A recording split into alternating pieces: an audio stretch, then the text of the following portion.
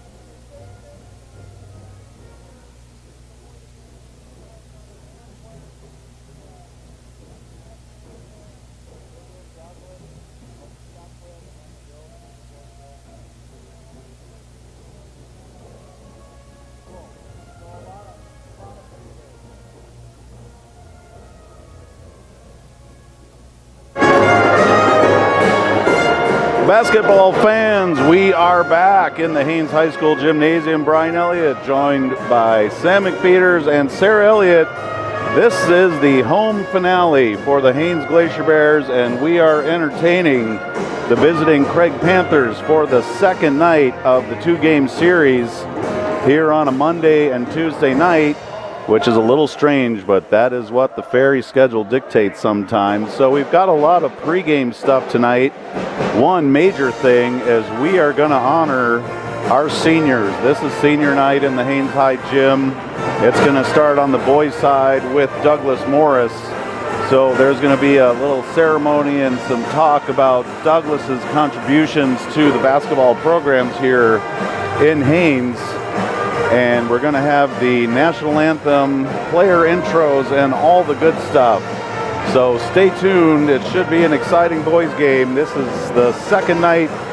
Craig Panthers pretty much had their way last night. They took down a 62-34 victory. They were led by Brody Bazinet with 20, James Kuhn 19, and Brian Holloway with 12. On the Haines side, they were led by J.C. Davis with 17 and Colton Combs 10. So we'll see how the Haines Glacier Bears come out for this one after a pretty frustrating night during game one of this two-game series. So stay tuned. Emergency during our event this evening. Please listen closely to the directions from the announcer. We ask that children stay seated with their parents during the game. And now let's give a shout out to our cheer team, Fiona, Isabel, Audrey, Maddie, MJ, and Ruby, coached by Natalie Vinoski. And watch more t-shirts flying your way.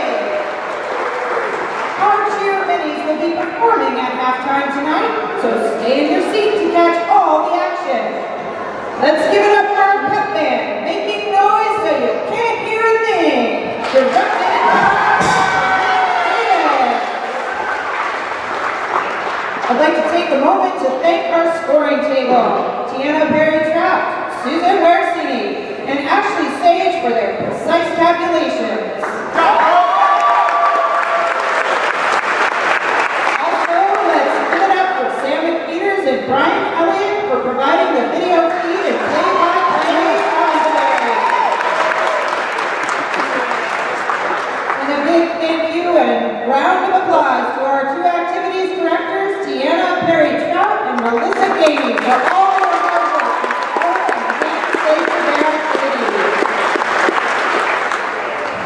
buy your 50/50 raffle tickets. Those support our basketball throughout the community. Tonight, we get to celebrate seniors on the basketball teams. Craig Sr. Bryant Holloway.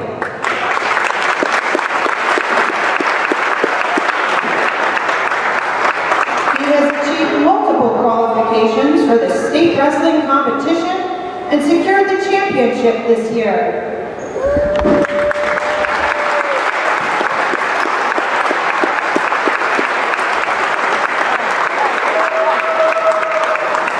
Brian has earned the All-Conference for Region 5 basketball, showcasing not only his athletic prowess, but also his leadership qualities as a commendable team leader and role model for younger students. Haines extends sincere wishes for success in all your future endeavors. Good job, Brian.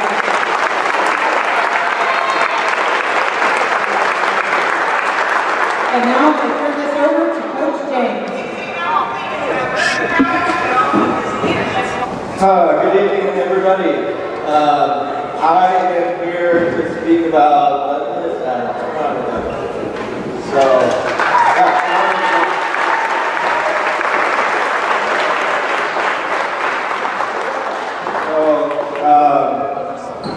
I got some unfortunate news early on this year that one of our seniors and leaders can undergo knee surgery. I'll speak up for you.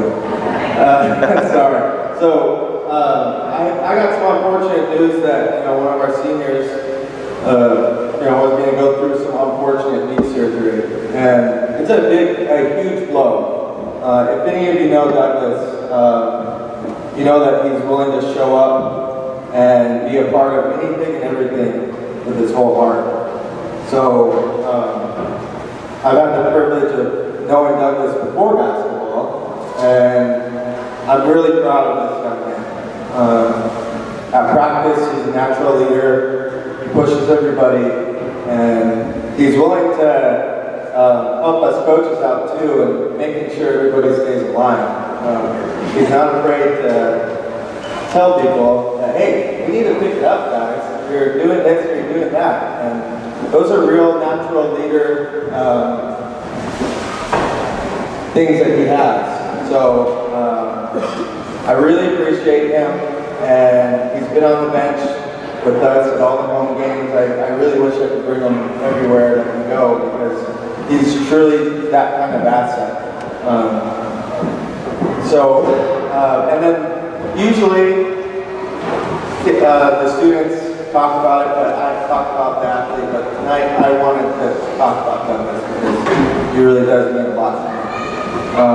One of the different things that I will always remember about Douglas is his first shot that he made his sophomore year.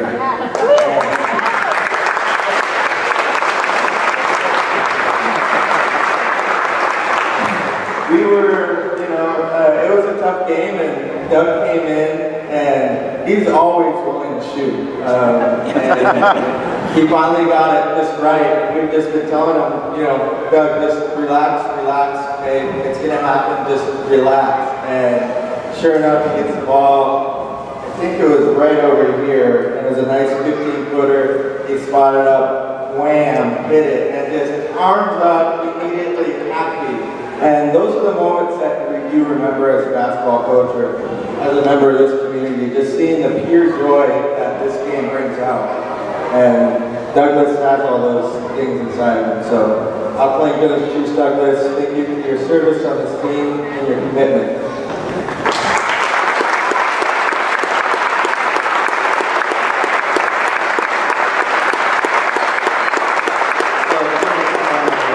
We're going to do an honorary tip. Douglas. We're going to tip it back. Phoenix is going to come out here and just give him an opportunity to be out here on the floor and let you all see him.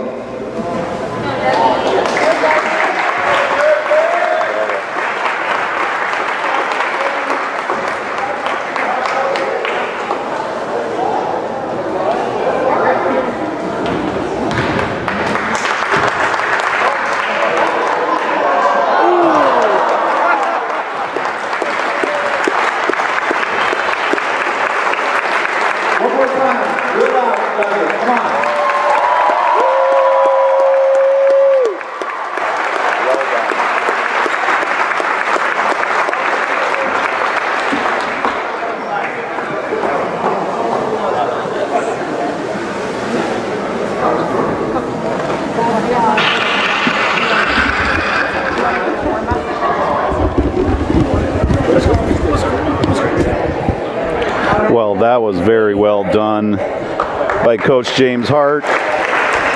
For Douglas, who's been involved with basketball in Haines officially since 6th grade on, but probably before that. Lots of coaches have been involved with Douglas, so that was pretty special. We're going to do some player intros now. Here come the Craig Panther starters. 00 is Adam Vickers. Number 2 is Brody Bazinet. Number 3, Jeremy Newcomb. Number 10 is Josh Bennett. And number 23 is senior for the Craig Panthers, Bryant Holloway. For the Glacier Bears, we're going to meet the starting 5. Introducing number 23, Phoenix Swanner. Number 11, Alex Warasingi. Number 3 is Colton Combs. Number 10, J.C. Davis. And number 12 is Cruz Nettleton. There's your starting 5 for the Glacier Bears. Stay tuned for opening tip. It's coming right up after the Star Spangled Banner. Tonight's officials are Hannah Mason, Matt Jones, and Michael Gainey. And that is one of the finest officiating crews that I know in Southeast Alaska. So we're pretty lucky to have such a good crew in the Haines High School Gymnasium. And so we are going to tip it up. Apparently the Star Spangled Banner will happen before the girls' game. But we're ready to roll here. We've got Jeremy Newcomb standing in the middle along with Phoenix Swanner. Matt Jones will administer the tip, and we're ready to roll. Once again, Glacier Bears faced a lot of defensive pressure last night. Really felt like the Craig Panthers were playing with 6 defenders a lot of the time. So we'll see what the Bears do to try to counteract that pressure. And sure enough, we are going to have the Star Spangled Banner. So that tip was more of a rehearsal for the real tip, which will be coming right up. Thank you, everyone. Again, we ask for your enthusiastic support of your team, and we ask that you support the student athletes for both schools by honoring our request to treat all fans, officials, coaches, and student athletes with respect. And now, please stand for the national anthem performed by the band choir and women's choir. Oh, say, can you see by the dawn's early light what so proudly we hailed at the twilight's last gleaming, whose first rise and bright stars through the perilous sky, o'er the ramparts we watched, were so gallantly streaming, and the rockets' red glare, the bombs bursting in air, it grew through the night that the flag was still there. Oh, say does that star-spangled banner yet wave o'er the land of the free and the home of the brave.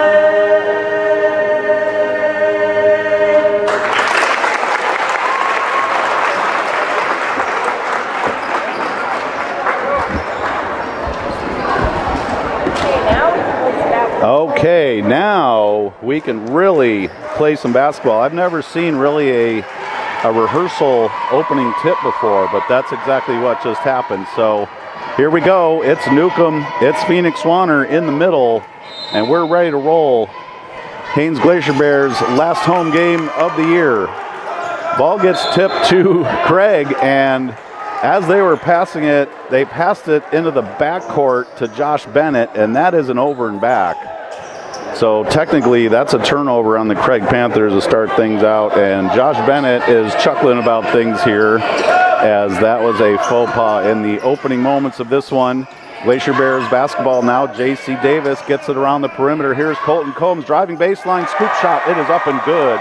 Colton Combs drove baseline, had a plan, and he got to the rack and scooped it in. So Haines with a quick 2-0 lead. There's Bazinet, tried to get it down in the middle. It was kicked around, recovered by Bennett, and here's Bazinet, drives baseline, floater up and good for Brody Bazinet. He is a scoring machine, and he picks right up from last night. He's got an early two, and we are tied with 7:18 left. Right away, Colton Combs brings it across, reverses it to Alex, get away from that trap. So Haines did talk about how to counteract that pressure, and it looks like so far they have a plan. Colton Combs, three ball, baseline, doesn't go. J.C. Davis rebound in traffic, swings it out. Phoenix Swanner three, and he gets all three of those. So Phoenix Swanner had an open look. Good ball movement by the Bears, and here comes Craig quickly into the front court. That's Bennett over to Bazinet on top. Bennett right side, now J.C. on him. Haines in man. Gets by J.C. a little bit, gets it to Vickers, nowhere to go. Bennett had it, picked away by Colton, scramble for the ball. Bennett was on the floor, he somehow came away with that. Gets it to Vickers right side, and he is clobbered on his way up by Cruz Nettleton. So Haines had a chance to get a turnover there, but good hustle by Josh Bennett to get that possession back for the Craig Panthers. Vickers caught that pass and quickly took it to the hoop and drew the foul. So there will be two coming from Vickers. Fast action right away here, as you would expect. 5-2, Haines leads early on in this one. First free throw is no good for Adam Vickers, wearing that 0-0, and that just, I can't help but think about Robert Parrish, the Chiefs from those old Celtics teams. Gotta love the 0-0. Second free throw is up and good for Adam Vickers. That's his first point. It's now 5-3, 6:30 left. Colton charges it across into the front court. Haines is not messing around, waiting for that trap to come. They're moving the rock quickly. Colton Combs, right wing, three ball, nothing but net. So Haines is coming out hot early in this one, and Coach Benolkin wants to talk it over. Craig is going to take a 30-second timeout, I believe. So this is a much better start, obviously, for the Glacier Bears than last night. They came out with some energy. Maybe it's Douglas Senior Nights, got this gym rocking. So much different feel to this one early on than last night, when Haines really had a lot of problems just getting into gear, getting out of first gear, really. So this is going to be a competitive one, it looks like. Haines is coming out, moving the ball quickly, trying to stay ahead of those traps, which was their nemesis last night. So they have a recipe to get away from that pressure and find some open looks, and so far it is working. 8-3 now as we come out of the timeout.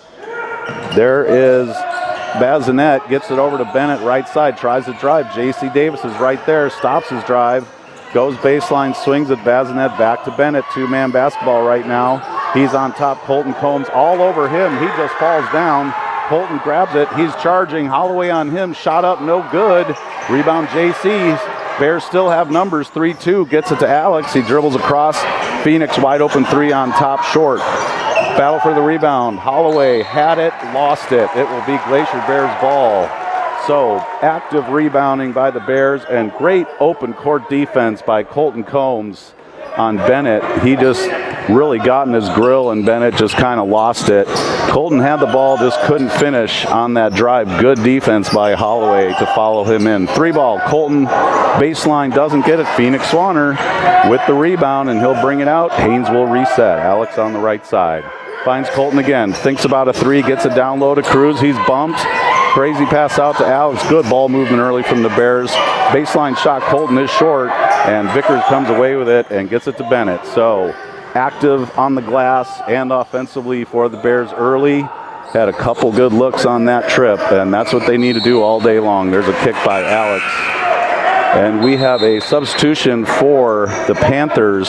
That's James Kuhn, who really made a big impression last night coming off the bench to score 19 points. So he'll check in First action for him, 8-3 now, 5 left in the first quarter. Here's Holloway. Once again, Colton Combs on him, nowhere to go. Alex helped out too. Bazinet, 3 ball short. Rebound comes to Cruz, knocked away. And it will be, looks like they're going to give it to the black shirts of the Craig Panthers. It will be Bazinet inbounding. JC on him. Haines is packing it in the lane. There's Holloway outside the arc. JC nowhere to go. Colton Combs collapsed down. Little double team on Holloway. And Holloway, he was charging in like he normally does, except that was a little too much, and that's going to be an offensive foul on Brian Holloway. He's such a strong, blocky kid. As soon as he gets momentum coming towards the hoop, it's like trying to tackle a refrigerator. And that time, JC held his ground, drew the foul. Pass inside, knocked away, trying to find Phoenix Swanner on the high elbow, and it went off of Glacier Bears' fingertips, so it will be Craig basketball. Turnover for the Bears. 8-3, 4:30 left here in the first quarter. Good defensive pressure from the Bears. They definitely came out a different team tonight, this being their last home game. Big pressure on the perimeter. They get it down low. That's Newcomb spinning, nowhere to go. Shot up, no good, and it is tipped away by Holloway, so it will be Glacier Bears ball the other way. Substitution for the Craig Panthers is coming right up. They didn't get it in time to whistle. So here's Alex left side. JC on top now. Alex left wing looking for Cruz on the block. Nothing doing. He's driving baseline. Pretty congested. Shot up. Floater. Actually, that was a pass to Cruz. Tipped around into Phoenix Swanner's hands. Colton has it now. Quick pass to Alex. 3-ball left side. Got it. Alex Warasingi. He's on the board with 3. And the Haines Glacier Bears now have 11. With 3:44 left. 3-ball, Craig, long. Went over Vickers' hand, and Alex is going to let that go out of bounds. It will be Haines' ball when we resume play. Substitutions for Craig is Jackson Fowler, number 20, into the game. That's his first action. And Bennett looked like he was going to check in, but he's going to wait a little minute before he gets back on the floor. Here's J.C. Davis. Phoenix in the high post, snap pass, Colton Combs, 3-ball, baseline short. J.C. Davis is there, cleans up the rebound. Another chance for the Bears. Here's Phoenix Swanner, right side 3, no good, long. J.C. Davis again working tirelessly on the offensive glass, comes away with another rebound, gets it into Cruz Nettleton, and he coaxes that baseline runner in. Soft touch from Cruz like we are used to. It's now 13-3, Haines up, 3 minutes left, and now the Bears are going to trap. Brody Bazinet had the ball across half court and right away found that pressure from Colton Combs and Alex. And it looks like we've got Adam Vickers. Looks like he turned an ankle and he just pretty much dropped to the floor. So there's going to be a stop in the action while Vickers limps off. That's too bad. You never want to see that. And it's pretty amazing with the rough amount of play last night. There weren't any injuries really at all. So hopefully Vickers will be okay. Haines ball. JC tries to get it in the high post and it's tipped away. So here's come the Craig Panthers. That's James Kuhn on the right side. He drives, hop. Cruz Nettleton blocks the shot, and it went out of bounds. It will be Haines basketball. So Cruz with those long arms, he stayed disciplined down low and was able to get a hand on that basketball. Block shot, and here comes Haines. There's Colton to Alex. Alex drives left side, runner up, no good. Phoenix Swanner with the rebound this time. Here's Colton 3 on top, gets it. Colton Combs, he's a deadly shooter, especially when he gets heated up. It's now 16-3, Haines leads. Here comes Kuhn on the left side. He drives, fumbles it. Ball is available, and Holloway came away with it. It was on the floor for a couple seconds there. Craig basketball. Here's Bazinet. Thinks about a 3, doesn't like it. Bennett has it on top, drives in. He was fouled on the floor when he was driving in. That's going to be on Alex Warasingi, his first personal. And Haines has 2 team fouls. 16-3, 2:11 left in this fast-paced first quarter that has a whole different feel to it than last night. So here we go. That's Kuhn on the right side. Holloway over to Bennett. He drives left side, kicks it out. Bazinet not there. Good defense by the Bears. Phoenix Swanner had a hand up. Bazinet wanted that shot, couldn't get it off. Here's Bennett on top now. Drives down, fumbled away. J.C. Davis got his hand on that basketball. Here's Kuhn, drives baseline. Shot up and good. James Kuhn found a little gap on the baseline, took it, and finished. 16-5 now, 1:43 left in the first quarter. Colton over to Alex. That recipe is working to beat the pressure that was such a problem last night.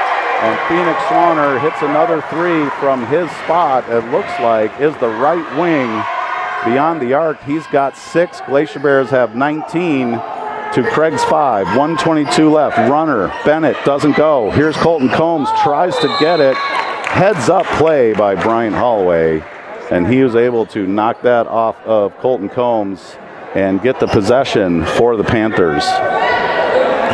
So it will be Bazinet inbounding. JC Pack in the middle. He's guarding Fowler. He peels out. Bazinet baseline, tries to get it in. Fowler right back to Bazinet. Crazy shot, doesn't go. But Craig is right there. That's Holloway with the putback. Doesn't go again. Holloway gets it back again. Goes up. Soft touch. Good for Bryant Holloway. In a ton of traffic on that one. He just pretty much muscled his way through the traffic and got that ball through the hoop. 19-7 now with less than a minute left. Alex tried to get it to J.C. Davis on the left side. Broken up by Bryant Holloway. He is all over the court, folks. You've got to imagine he's in really good shape coming off a state championship wrestling career, and he's showing it right now early on. Phoenix Swanner inside, loses it, gets it back, shot up short. Battle for the rebound comes with Bazinet. He's right side, he's pushing. There's Alex and JC flanking him. He's got the double team, he gets it out. There's Holloway driving in. We've got a foul on the floor as Holloway was gathering that basketball to make a drive. That's going to be Alex's second personal foul. Active defense by the Bears this entire quarter, and when you're doing that, sometimes you pick up a foul or two. 19-7 with 33 seconds left in the first quarter. Here's Kuhn now. Thought about a shot, traveled. He made a motion to shoot and shuffled his feet before he put it on the floor, and that was an easy call for referee Matt Jones. So here come the Bears. Colton's going to walk it in. Over to Alex, left side. That two-man point guard is working for the Bears. Hard to trap when you don't know where the basketball is going to go. Bazinet on Colton, looking for the wing. There's Alex again. Haynes being patient. 13 seconds left now. 19-7. Tries to get it into the high post. Fumbled away. Cruz Nettleton is there. He picked up the loose ball and knew exactly what to do with it. Nice shot by Cruz. Shot up for Craig at the buzzer by Bazinet. Almost went, but Cruz Nettleton just scored his 6th point of the game, or maybe 4th point. So that's your first quarter score. It is Haynes 21, Craig 7. Haynes is led by Colton Combs with 8. Phoenix Swanner with a couple 3 balls for 6. Cruz Nettleton 4. And Alex Wirasingi 3. So some hot shooting for Haynes to start out, but really impressed with the defensive pressure and their ball movement early on to stay away from those Craig half-court traps. On the Craig side, they have 7. They have 3 players with 2 points, and that is Bryant Holloway, Brody Bazinet, and James Kuhn. Adam Vickers has chipped in with a free throw. Only 2 free throws in the whole game so far. Fast-paced action, both teams playing really hard, and this one should be a thriller in the remaining 3 quarters. It is going to be Haines Glacier Bears basketball here as we come out of the break for the start of the second quarter. Haynes pretty much going with their starting 5. No substitutions yet. James Stickler is on the bench to start out. I'm sure we're going to see him throughout this basketball game in favor of Alex, and they really needed another ball handler on top. So I understand the lineup decision, and so far, so good for the Glacier Bears. Alex has it now left side. Almost got trapped in. Colton Combs, Phoenix in the high post. He gets swarmed. Colton 3-ball top, gets it. Colton Combs wide open. As soon as Phoenix caught that pass on the high post, the defense collapsed and Colton got to where he could shoot and did not miss. Here's a steal by J.C. Davis, and here come the Bears. Alex has it across the timeline. Bazinet on him. He's going to drive right side, kick out Phoenix. doesn't like it, and he traveled. So those little shot fakes, and then you put it on the floor, a lot of times, sometimes the feet shuffle, and that's a turnover for the Bears. 24-7 now with 7:10 left in the second quarter. Holloway's going to take it, gets by Alex and dishes to Bennett. They've got a wide open three, baseline Kuhn, no good. Rebound Holloway in traffic, picks it out of there. 3 white shirts, but Holloway came away with it. Here's Kuhn on top, trying to find space, nothing there. Bennett drives on Swanner. Now Swanner's on Holloway. He's thinking about it. Baseline jammed up. No shot there. Here's Kuhn down the lane. Cruz defending. Shot's no good. And long rebound to Colton. He's going to take it on the run. He's 1-on-3. Gets it to Alex left side. Swings it over. Skip past Phoenix. Swanner drives lane. 14 feet. Loses it. Here's Kuhn now. Back the other way. He's charging hard. He's at the hoop. And he scores. So that turnover resulted in a transition basket for James Kuhn. He didn't need an invitation to take that ball down the floor. He knew exactly what to do, pedal to the metal, and he gets 2. So it's 24-9, now 6-12. Cruz, 12-footer, just rolls out, rebound to Bennett. Here come the Craig Panthers. Holloway's going to walk it in. Kuhn on the right side. Move in the lane, can't get it. Good defense. Nice move by Kuhn. That ball was right at the rack, just couldn't get it to go. And Phoenix Swanner's going to take it up this time. Left side, Colton Combs 3-ball, gets it again. Colton Combs is absolutely on fire. He's got 14, and the Bears have 27. It's 27-9, 5:40 left in the second quarter. Good aggressive take, Bennett doesn't get it. J.C. Davis wrestles it out, and we're going to have a timeout by Coach James Hart. Alertly calls a timeout. J.C. rebounded it in all sorts of traffic, and as he was getting tied up, James Hart noticed that and called a full timeout to retain that possession and just to kind of have a check-in with the guys. They've been going fast and furious, expending a lot of energy in this game so far, and they are getting results on the scoreboard as it's 27-9 early on. And like I say, the feeling that was in this gym last night for the boys game is all gone. This is a brand new day, brand new game, and there's a lot of energy coming out of the Haines side of things right now to try to even up the series with the Craig Panthers. So after this, the boys, I believe, just have one more conference series remaining, and that is going to Petersburg. So these games down the stretch, especially with a young team like the Glacier Bears, they're very important, because with a young team like this, there's a lot of growth that can happen with each and every basketball game you play. So it's important that they get some momentum going in the last part of the season here. We've got full court pressure now from Craig. Tried to trap Colton, gets it over to Alex, back to Colton. Two-man basketball, bringing it up, very steady, methodical. There's J.C. Davis in the arc. James Stickler's in, gets it out to Colton. Good 3-ball, good look, doesn't go. Rebound J.C. James Stickler wrestles it away for an offensive rebound, so that was a J.C. and James Stickler show to get that extra possession. Here's Alex. He's almost double teamed. Gets the ball out to Phoenix now. He's got Bazinet on him. There's JC. Gets it in the middle. James Stickler. Colton. Quick swing. Phoenix. Right side. No. Rebound. Kicked around. Grabbed by Colton. He's up and good. Colton Combs alertly found that basketball available in the lane.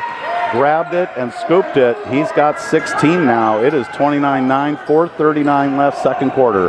Here's Craig with the attack. Good ball movement. It went Bazinet to Kuhn to Holloway for the layup. So nice passing there by the Panthers. 29-11 now, 4:27 left. James Stickler drives. Nowhere to go. He's trapped by Holloway. Long pass out to Phoenix. He's got it now. Good job by Stickler getting out of trouble there. He had a dead ball on the baseline. He's got it in the lane, shot up short. Holloway charged in and collided with JC and Phoenix, and that's a lot of collision going on there. It looks like everybody's okay. Holloway was flying in trying to get that rebound and knocked a couple white jerseys like bowling pins on the floor. So it is 29-11 with 4:11 left. We're going to get a towel where the bodies flew. like I say, Holloway is such an aggressive player, and he's just a strong kid. So as soon as he goes into the melee, there's going to be some bodies flying. Good ball movement again. Craig came out with some full court pressure out of the timeout, and Haines did a good job so far getting through that. So we'll see if they keep that up or not. Here's Bazinet now, brings it across. Holloway flanking him. Bazinet on top. Colton's hounding him. Holloway trying to find space, nothing doing on top. Gets it over Bennett left side. Into the high post, that is Newcomb. He scores and is fouled. I think we have an and one. So that's going to be Alex. That's his third. And the basket is good, I believe, for Jeremy Newcomb. Yes, it is. So he's going to have one free throw coming with the and one. Good drive there. And second free throw is no good. We have a lane violation on Haines, however, so he'll get another chance. That was just a good pass in traffic, and Newcomb took it up and drew the contact. So he'll get another chance at the second free throw. That's also no good. Rebound James Stickler, and gets it to Alex, who's staying in with three, so he's got to be careful. He's been an important part of the Bears' success here in the first half. There's a skip pass Swanner to Alex, back out Swanner. Right wing, three ball short. Rebound James Stickler, who tried to shoot it while he was in the air. I get what he was trying to do, but it ended up being sort of a wild shot and went over the backboard. So it'll be Craig Panther basketball. Alex is going to take a break now, and checking in for Alex is Kyron Sweet. J.C. Davis directing him where to be on the floor. There's J.C., gets the steal, loose ball. He's left side all alone, goes up with it and misses, gets his own rebound. Looks for Phoenix, three ball right wing, long. Battle for the rebound again. There's Kyron Sweet, gets it to... Kyron tried to save it into James Stickler. Looks like Bennett had it, but he stepped out of bounds as he was trying to save the ball. So it will be Glacier Bears ball. There's Phoenix left side. J.C. Davis all alone, baseline three, long. Rebound, battled for one. James Stickler making an impact right away. There's Colton Combs, gets picked away by Bennett. He's all the way to the rack. Almost travels, but doesn't, and he finishes. So that's 29-15 now. Bennett with his first basket of the game. He's got two. Colton crosses the timeline. Backcourt pressure again. And Coach James Hart wants to talk it over with a 30-second timeout. 29-15, 2:49 left in the second quarter. So obviously they're going to talk about the full court pressure that Craig is putting on. They've done a pretty good job with it so far. Just having available ball handlers in the backcourt, giving whoever has the basketball somewhere to go with it, some options. And that is going to be the recipe for the Haines Glacier Bears beating that pressure. And offensively, their shooting isn't quite as hot, but they're still taking good shots. Everything is composed. There's kickouts. Their feet are square. They're shooting in rhythm. So I expect many more of those good high percentage shots to fall throughout this basketball game. Really good plan by the Bears, getting the ball inside, even if the posts aren't scoring. They're sucking the defense in and finding some space on the perimeter. So it will be Glacier Bears basketball when we come back out of the timeout, and Colton is waiting for someone to inbound the ball. It's going to be JC trotting over to take the basketball from Michael Gainey. Here we go now, 2:47 left. Colton gets it over to Phoenix. Tartley guarded by Bennett, throws it away. Here's Holloway, Phoenix chasing him. He goes up, misses, rebound Kyron Sweet. So that was a wide open look, not converted by Holloway, and that's a rarity because he usually finishes those. Here's Colton Combs on, now, Bazinet on him. Tries a drive, kicks it over to Kyron. Little handoff game for the Bears. 2:22 left, second quarter. There's J.C. Davis, gets it into James Stickler. Stickler up, rolls out, rebound Kyron Sweet, and he is fouled by Brian Holloway. That is going to be his second personal. Kyron had position and really soared up for that rebound. And as Holloway was contesting for that, he picked up the personal, so that's his second. And taking a break for the Craig Panthers is Jeremy Newcomb.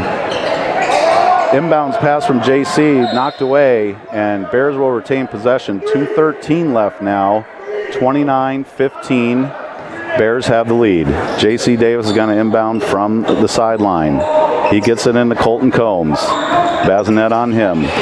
No screens, over to Phoenix. There's James Stickler making a cut across the lane. Can't find him. Kyron on top now. Kuhn on him. There's Colton Combs. He's outside the arc. He takes a three left side short. Rebound James Stickler. He's getting all sorts of second shots for the Bears this quarter. Good job by James. Here's Colton now, and the Bears will reset. Bazinet on him. They're going to bounce the floor. 2 and 2. There's Kyron Sweet. Thought about a pass, didn't like it. Now Sweet gets it right wing. Kuhn guarding him tightly. Drives baseline. Thinks about a shot. Can't get it out. It's turned over. Here's Kuhn. 2-on-1. Kuhn and Bennett with Phoenix back. Shot up is up and good. Phoenix tried to draw the foul, and it didn't happen. He was too deep underneath the basket. So 29-17 now, 1:20 left in the second quarter. They get it into James Stickler, right post, not there. Swings it to Swanner. Swanner on top, tries to get it to James Stickler. It's batted away by Fowler, and it will be Bears basketball. That was a tough pass to make. James wasn't really set up and ready for that one, and the Panthers knocked it away. Bears retain possession. It's 29-17, and we are at the 1 minute mark in the second quarter. Phoenix has it on top, looking for somebody, driving on Bennett now. Spin move, shot up, floater, nice looking shot, doesn't go. JC Davis, he is working tirelessly on the offensive glass, and so are the rest of the Bears. Really impressive offensive rebounding so far by Haines. JC was fouled by Brody Bazinet, and he will have 2 free throws coming up. 52 seconds left, and the first one is no good. 29-17 now, 52 seconds left. Second free throw coming right up. And it is up and no good, so JC doesn't get the pair. Battle for the rebound. Phoenix was down there getting dirty. Good fight by Phoenix Swanner, and the ball will come away to the Craig Panthers. Here's Bazinet now, 47 seconds left. There's Holloway, almost double teamed, almost stolen. He was playing with fire on that one, but Craig maintains possession. Here's Kuhn now, left side, drives in. Nice take by James Kuhn. He is their leading scorer with 8 points, once again off the bench for a big spark for the Craig Panthers. Here's Combs now. Tries to find Kyron Sweet underneath. It's knocked away, and the Panthers come away with it. That's Jackson. He tries to get it to Bazinet. That's stolen by JC Davis. And Colton Combs tried to get it to James Stickler. Stolen by Holloway. He's all alone. Now Phoenix is back to guard him, and Bryant Holloway converts. So it's 29-21 now, and that's going to be your halftime score. What a fast-paced half of basketball in the Haines High Gymnasium. Haines is led by Colton Combs with 16, followed by Phoenix Swanner with 6. We've got Cruz Nettleton 4 and Alex with 3. Hard-fought half by the Glacier Bears. On the Panthers side of the ledger, they are led by James Kuhn with 8, Bryant Holloway 4, Jeremy Newcomb 2, Brody Bazinet 2, Josh Bennett 2, and Adam Vickers has 1 point. So 29-21. I'm supposed to have Coach Coleman Stanford come up for a little halftime interview, so everybody stay tuned. We're going to do that after the cheerleader, the junior, double, triple junior cheerleaders give their performance, which was pretty popular last night. So stay tuned, folks. We're going to have Coach Stanford up here in no time at all.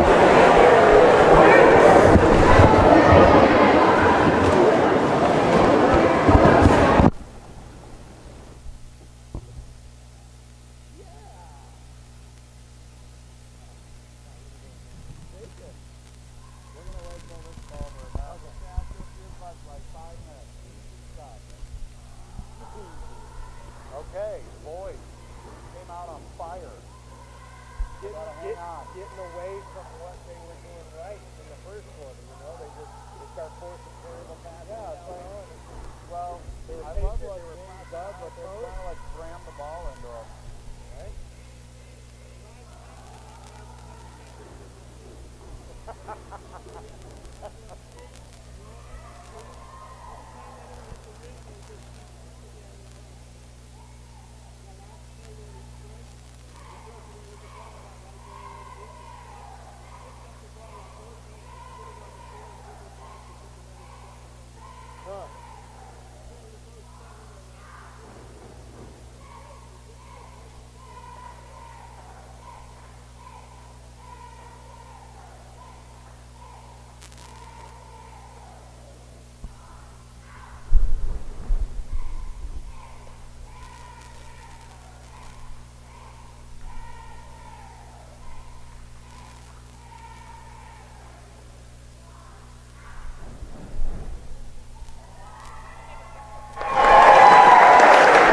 Okay, you know, I've been meaning to do this all season, is have the coaches up here for a little talk.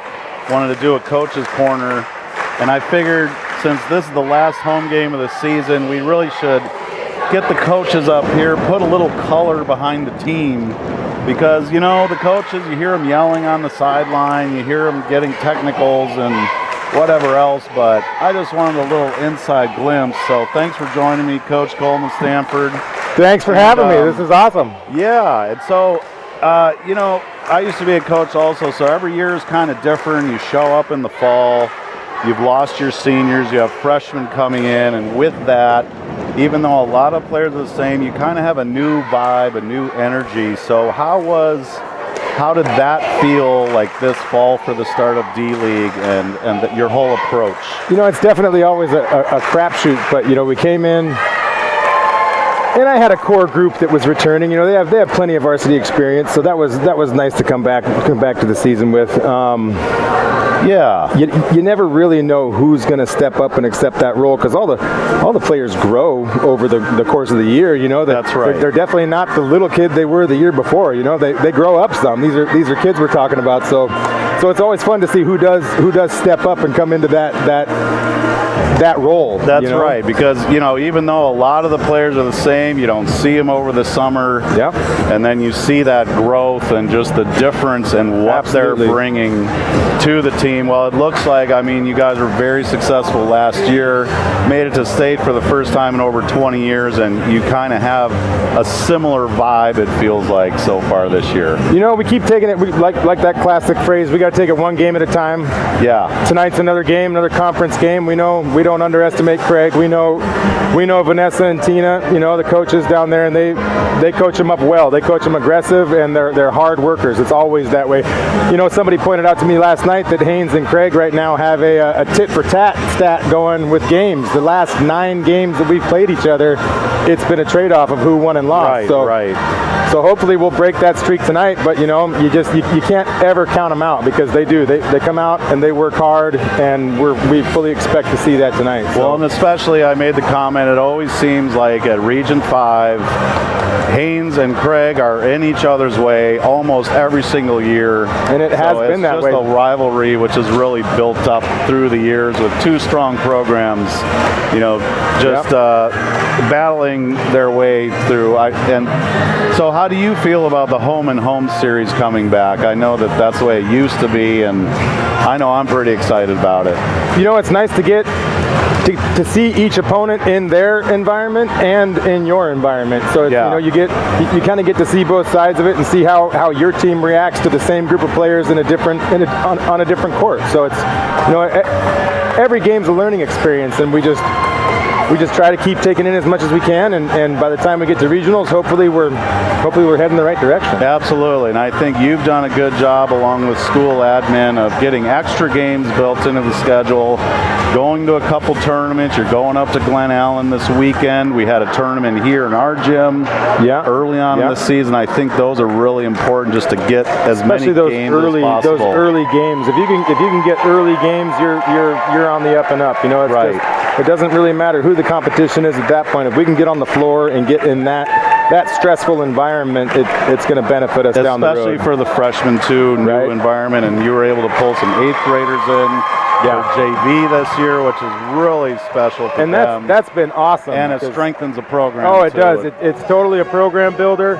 You know, it gives us a jump start on getting these girls into practice, into the rhythm, and just knowing what the expectations are. Because you know, it's a learning curve. It's a different world. You know, I mean, middle school basketball, it's aggressive, it's intense, but then you step into that high school level, and it's just, you know, you're going to other people's communities, and there's a different level of pride at stake, you know. And big time. As a unassuming freshman coming into a game with a seasoned senior in your face it's an intimidating thing. So getting a jump start on that as much as you can is definitely beneficial. And you, as growing up in Southeast, playing in Southeast, very familiar with that kind of feeling and that kind of setup.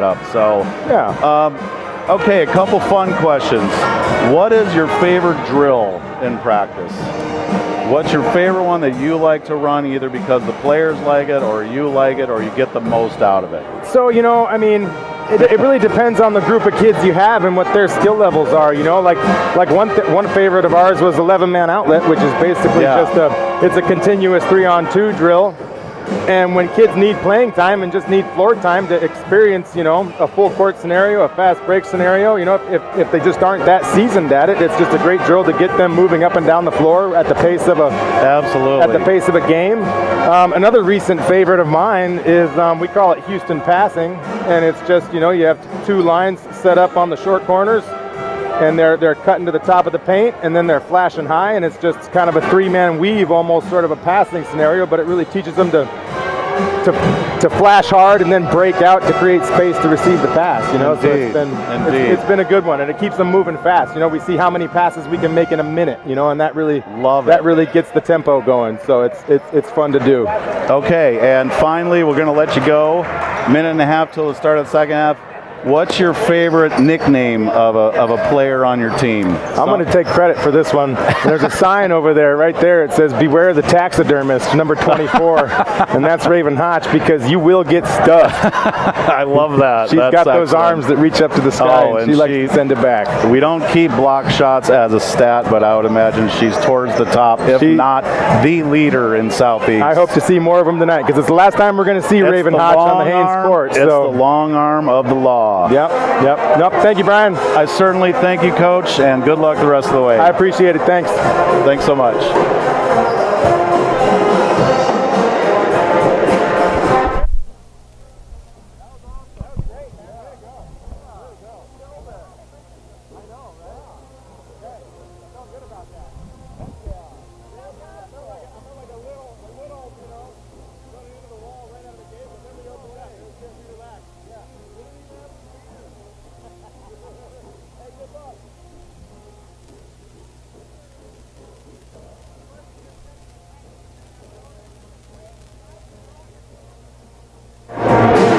Okay, well, we got a nice little chat with Coach Coleman Stanford, and we are ready to rumble here in the second half. It was a pretty animated, action-packed first half, up and down action, lots of offensive rebounding by Haines. They were shooting hot early, got into some turnovers in the second quarter. Oh, and we're going to give a shout out. This is a good time to do it for Jordan Baumgartner, who we got to say, hey, just talked to Coleman Stanford, and I know he was down in the Palm Springs area, maybe still is. So shout out to Jordan. We miss you, buddy. And here we go with the second half. It's going to be the Craig Panthers with the basketball, and Brody Bazinet quickly gets it into the front court, cross lane pass, and just like that, Jeremy Newcomb cleans up the easy two-pointer. So Craig came out with some quick ball movement and got within 6, 29-23 now. Here comes Haines on the charge. Phoenix drives lane, kicks it out. Here's Kyron Sweet, who started the second half. JC over to Phoenix. He's going to drive the lane, get all the way to the rack for two. Smooth running jumper layup by Phoenix Swanner. And it's 31-23 now. Haines bringing out some pressure, and we got a double dribble by Bennett. It originally looked like that might have snuck through the stripes, but it did not. Somebody saw it, so there's a turnover for the Craig Panthers, and here comes Colton Combs walking it in. Bazinet on him. Cruz Nettleton sets a screen right. Colton drives baseline, nothing there. Good defense by Kuhn, blocking his path to the hoop, and he knocks the pass, trying to get it to Cruz in the post. He knocks it out of bounds, so Haines will retain possession. 31-23, 7:06 left in the third period. Here's J.C. Davis, finds Colton baseline. Thought about a shot, doesn't like it. Now that we've got a dead ball, tries to get it to Cruz, it's batted away. Kyron tries to get it in again, and too many black shirts down there guarding the post for those entry passes. So I know Haines is prioritizing getting it into the paint, but so is the Craig defense. Here's J.C. Davis now, inbounding it to, and it's stolen by Bazinet. Tried to get it to Colton, and it just was not there. Here's Holloway now across the timeline. Kuhn knocks it off Bennett's head. Here comes Colton down the left side, full charge, shot up, no good. Kyron Sweet had his hands on the basketball, and it was knocked out of bounds by the Bears. So it'll be Panthers basketball. No backcourt pressure for the Haines Glacier Bears, but they're going to pick them up at half court. Here's Bennett on the left side. He tries to drive. Kyron Sweet's right there. There's J.C. Davis, double teams, gets the ball, knocks it away. Kyron gets it, backhanded pass to Colton. He's fouled by Brian Holloway, and when he hits you, you're going to feel it tomorrow morning. So Colton Combs came away with the basketball, and that will be number 3 on Holloway. Here's J.C. Davis now inbounding. Colton's got it, no backcourt pressure. Looks like Bazinet's going to pick him up one-on-one, no traps. There's J.C. on the left side, Holloway on him. He finds a little space, drives the lane, bounce past Cruz, right side, gets it. Beautiful basketball by J.C. Davis. Drove the lane, found Cruz with the bounce pass, and he converts. 33-23 now, 6:03 left in the third period. Here are the Panthers. Good defense by the Bears. Holloway's all alone on top. 3-ball gets it. He is definitely a capable shooter if you leave him alone like that. So Bears can't just slough off and give him 5-6 feet of space. It's 33-26 now. 5:43. Drive by Phoenix. He is clobbered on the way in, and it was knocked out of bounds by the Craig Panthers, it looks like. J.C. Davis now will inbound the ball. It was a clean block, just Phoenix hit the deck after Holloway got a hand on the basketball. So Bears do retain possession. Colton Combs inbounds to Phoenix. He's going to dribble out and reset. Alex on top. He's got Fowler on him. He drives right side. Shot up, blocked. J.C. tried to get it. Battle for the rebound, and we've got a jump ball. It will be Haines Glacier Bears basketball on the possession arrow. Once again, bodies flying. These players are not afraid to get dirty and get on the floor to secure basketballs. 33-26, 5:28 left in the third period. Little curl inbounds. Alex has it. He's harassed down low. Can't get space for a shot. Gets it over to Phoenix. Inside to Cruz, right side. Power dribble. Shot up, no good. Rebound comes to Benolkin, who checked into the game. I believe he's in for the first time tonight. So little lineup shuffle for the Craig Panthers. Benolkin has it. There's Holloway on top.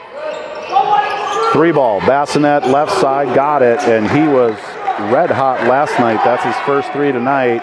And things are tightening up. It's 33-29 now, 4:56 left. Haines basketball. Colton drives left side, almost lost it, gets it to Cruz, shot up, rolls out, rebound Holloway. He dribbles through pressure. Craig has numbers. He almost fumbles it, gets it to Benolkin. 3-ball off the glass, no good. Gets his own rebound, misses again, and there's J.C. Davis. He's probably got about 10 rips already tonight. He was hounded on his way up. He secures the basketball. Alex now is on the right wing. Cruz trying to find the right block. Swings left. Phoenix Swanner thinks about a shot. Fakes it. Gets it to Colton. Bazinet on him. Uses a screen by J.C. Little gap runner baseline. Got it. That was about a 15-footer by Colton Combs, and he got it. And right after the made basket, Coach Hart is going to call a 30-second timeout. So 35-29, that's 18 points now for Colton Combs, who has found his scoring rhythm back after a pretty challenging night last night. And this is really what Colton is capable of. He is a breakout player in Region 5 this year for the Haines Glacier Bears. I think he's going to be a strong all-conference candidate, as is a few Craig Panthers players also. So that's going to be an interesting vote to see how that all shakes out. But a lot of talent out here on the floor between these two teams.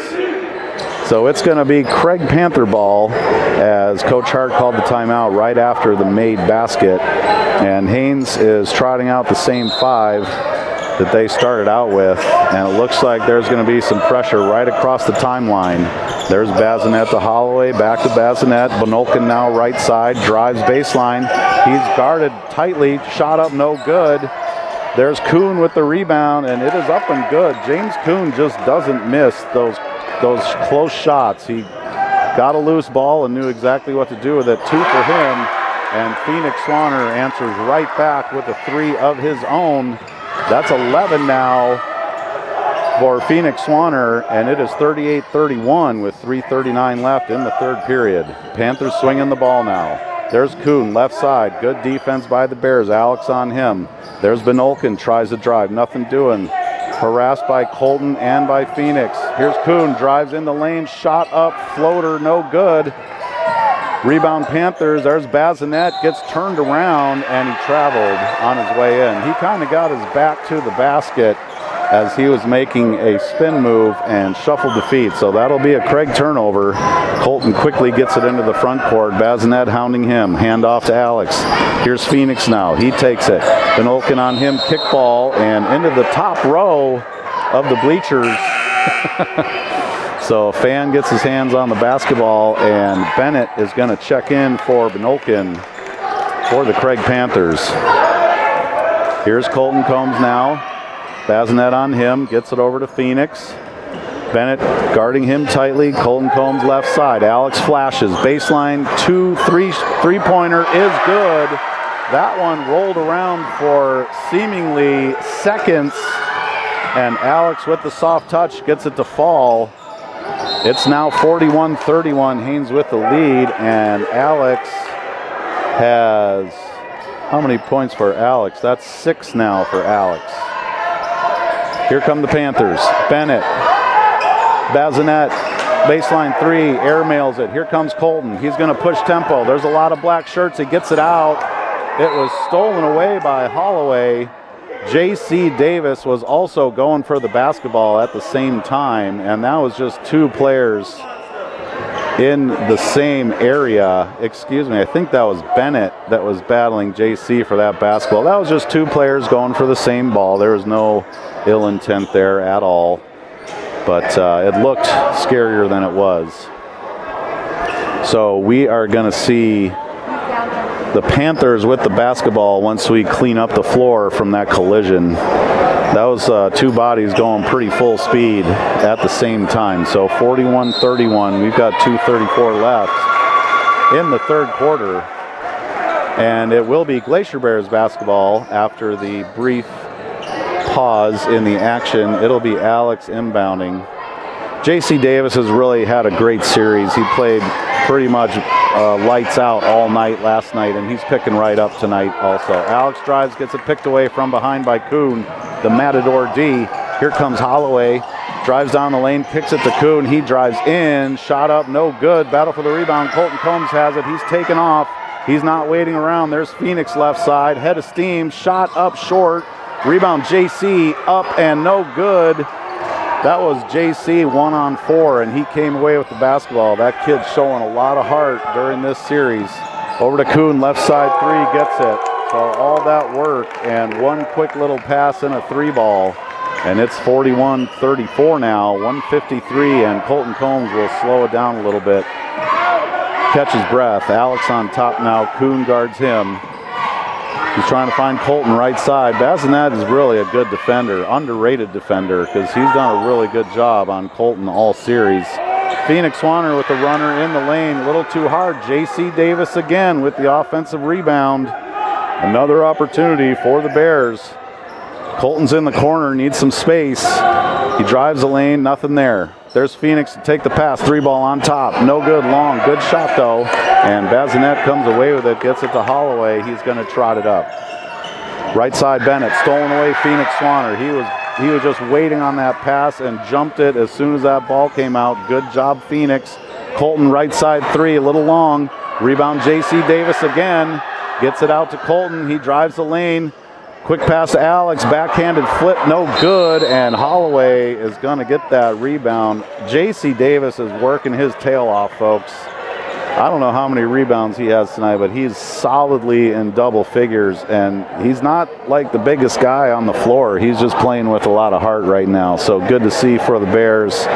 He's getting them multiple extra opportunities on each trip. 41-34. Both teams are putting out some major effort here tonight.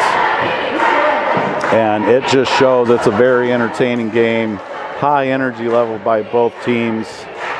And for Craig, they really need to clean up the glass a lot better. We've been talking about JC, but that is a problem for the Craig Panthers. And on the Haines side, they're really having a hard time getting the ball into the post. And so Craig knows that. They're kind of collapsing down on whoever's down there, whether it be Cruz or James Stickler or an occasional flash into the post by JC or Phoenix. So Haines has to really be careful looking down there, get those entry pass angles and make sure it's a secure pass before the ball flies. So ball security is going to be everything here. We're 55 seconds left in the third quarter. It's all about teams playing good defense, taking good shots, and taking care of the rock. Here's Bazinet now. Walking it in. Colton's going to meet him right at half court. Phoenix tried to trap. Gets it over the top. Here's Bennett now. Kicks out Holloway. Bazinet left side three, and he gets it. Smooth as can be for Brody Bazinet. That's his second three of the quarter and 8 for the game. It's now 41-37. 34 seconds. Colton drives right baseline. Looking for James. Kicks it out. Phoenix. Nothing doing. Bennett on him. Tries to drive lane. Spin move. Lost it. Here comes Jackson Fowler. He gets it to Bazinet. He drives hard right side. Shot up. No good. Battle for the rebound. Bodies flying again. That time it was Alex Warasingi and Bazinet. And we're going to have a foul on Alex, so that is number 4 on Alex. He's playing a tough ball game, but he just picked up his 4th, so he's got to watch it now. Inbounds for the Panthers. Holloway has a right side, drives in, kicks out Bennett. Tries to drive in, back out Holloway, baseline 3, all alone, gets it. Nothing but net for Bryant Holloway. And that's 10 for Holloway, and it's 41-43-2. The time is running down. Phoenix long 3 is short. So 41-40 as we enter the fourth quarter here. Let's see, Craig hit 5 3-pointers in that period. Holloway had 2, Bazinet 2, and James Kuhn had a 3. Jeremy Newcomb had a 2-point conversion along with James Kuhn. So Kuhn is still their leading scorer with 13, and he is followed by Holloway 10 and Brody Bazinet with 8. On the Haines side, Colton Combs has 18, and he didn't hit a 3-pointer. He had 1 basket that quarter, so the Bears need to get him going again. Phoenix Swanner with 11, Cruz Nettleton 6, and Alex Warasingi with 6 points. But once again, he picked up his 4th foul down the stretch there. So he's an important ball handler for the Glacier Bears. So if he's back on the floor, he's got to just dial back the defensive intensity just a little bit and play some disciplined defense to help his team through this critical fourth quarter. Tight game. It should be tight the whole rest of the way. Haines was up to the challenge tonight after a pretty convincing loss last night, so it's good to see the Bears rebound and put out a good brand of basketball tonight on their home floor in the Haines High Gymnasium. So here we go. Craig ball as we start the fourth quarter. It's Holloway to Bazinet. JC comes out. They tried to trap Bazinet. Good defense by the Bears, getting a little extra pressure out there, and nothing hurt on the backside. So that's a good strategy for the Bears from this point moving forward. Here's Bennett now. Thought about a long 3. Doesn't like it. Kuhn does the same thing. Few feet behind the arc now. Tries to get it to Bazinet. Fumbled, and that ball was available, but the Bears could not get there. Here's Bennett now. Kuhn left side. Fakes a shot. Drives in. Scoop shot. Runner. No good. Battle for James Stickler. and he throws it right through the hands of Phoenix Swanner. And Stickler will learn that a 60-mile-an-hour pass to a teammate 3 feet away from you is probably not the kind of English you want to put on that basketball. So good rebound. Bears will go after it again. Here's the Panthers. Bennett, right side, swinging it. There's Kuhn, drives in, kicks it out. Bazinet, too far away for a shot. There's Kuhn left side now. J.C. Davis hounding him, and it goes off J.C.'s foot. So the Panthers will retain possession. It will be Bazinet inbounding sideline for the Panthers. There's a cross lane cut. Kuhn was open, couldn't find him. Holloway now, Colton on him. Bazinet has it, takes a long three. JC guarded him, and he nails it. So just like last night, Bazinet is heating up. That's his third three of the game, and he's got 11. Here comes Phoenix, finds Colton on a cut. It's batted away, stolen by Kuhn. He gets it to Fowler, and it's batted right into Holloway's hands. Here's Holloway now driving in, kind of falls down, nothing doing. Here comes Alex left side, finds Colton. Little 3-on-2 for the Bears, gets it to James Stickler. 15-footer is good. James Stickler converts that transition basket, and boy did Haines need that one. That is the first one of the quarter, and it's 43-43 with 6:19 left. Long pass for the Craig Panthers. Holloway working hard down low. Bounce pass Bazinet, stolen away. J.C. Davis, tireless worker in this one. Here comes Alex left side. Gets it over to Colton. Tie game. We're at the 6-minute mark. Here's long three. Phoenix Swanner on top. Gets it. Phoenix curled around the screen, set his feet, and knew exactly what to do. He hits the big three. It's now 46-43. Haines with the lead. Bennett down low. That was Fowler. Couldn't get it. Rebound J.C. Davis once again. I tell you what, I don't think he's left the basketball game, and he is really giving his team a big effort tonight. And that foul picked up was Jackson Fowler. That's going to be his first on that rebound. So first for Craig Panthers. Fouls might become a factor here down the stretch.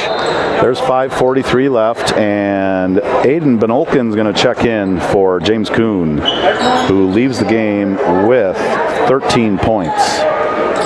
Craig just got their first lead of the basketball game momentarily, and Haines quickly got that lead back.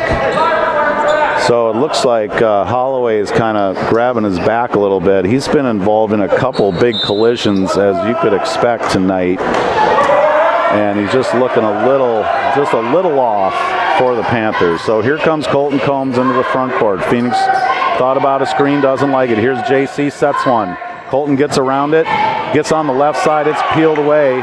Here's come the Panthers, that's Bennett. Driving left side, good defense by the Bears. That was Phoenix Swanner on the chase, and he had the backflow defense. And wow, J.C. Davis, a lot of contact bringing that ball up. No call. Here comes James Stickler down the lane, swings it to Kyron Sweet, nowhere to go with it. Gets it to Colton, Bazinet on him. Here's Phoenix, 3-ball, left side, feet set, short.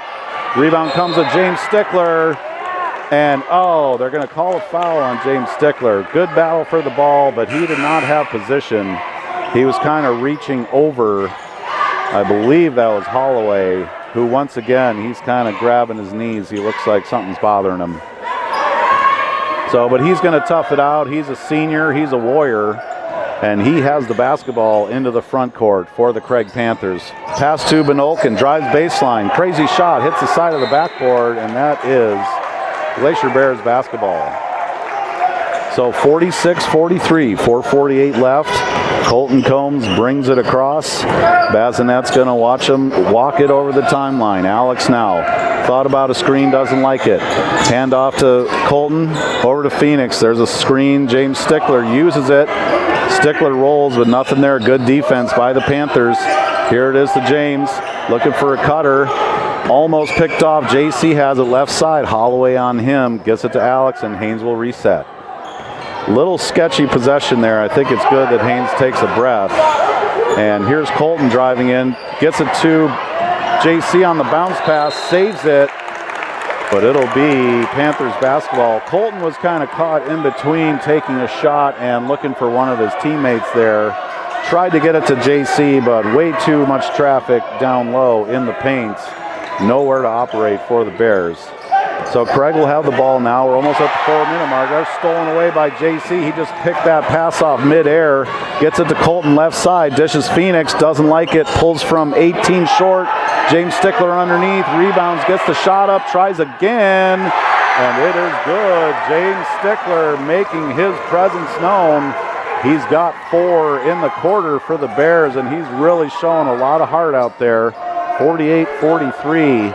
3:38 left now. Every possession matters as we go down the stretch. There's Bazinet, gets rid of it. Holloway, Ben-Olken drives baseline, nowhere to go. Wild shot, rebounded by Phoenix, taps it to Colton. He's looking down the floor, no numbers for Haines, and James Stickler has it. He's looking for somewhere to go with it. It's complete chaos out there, and that's just the way James Stickler likes it.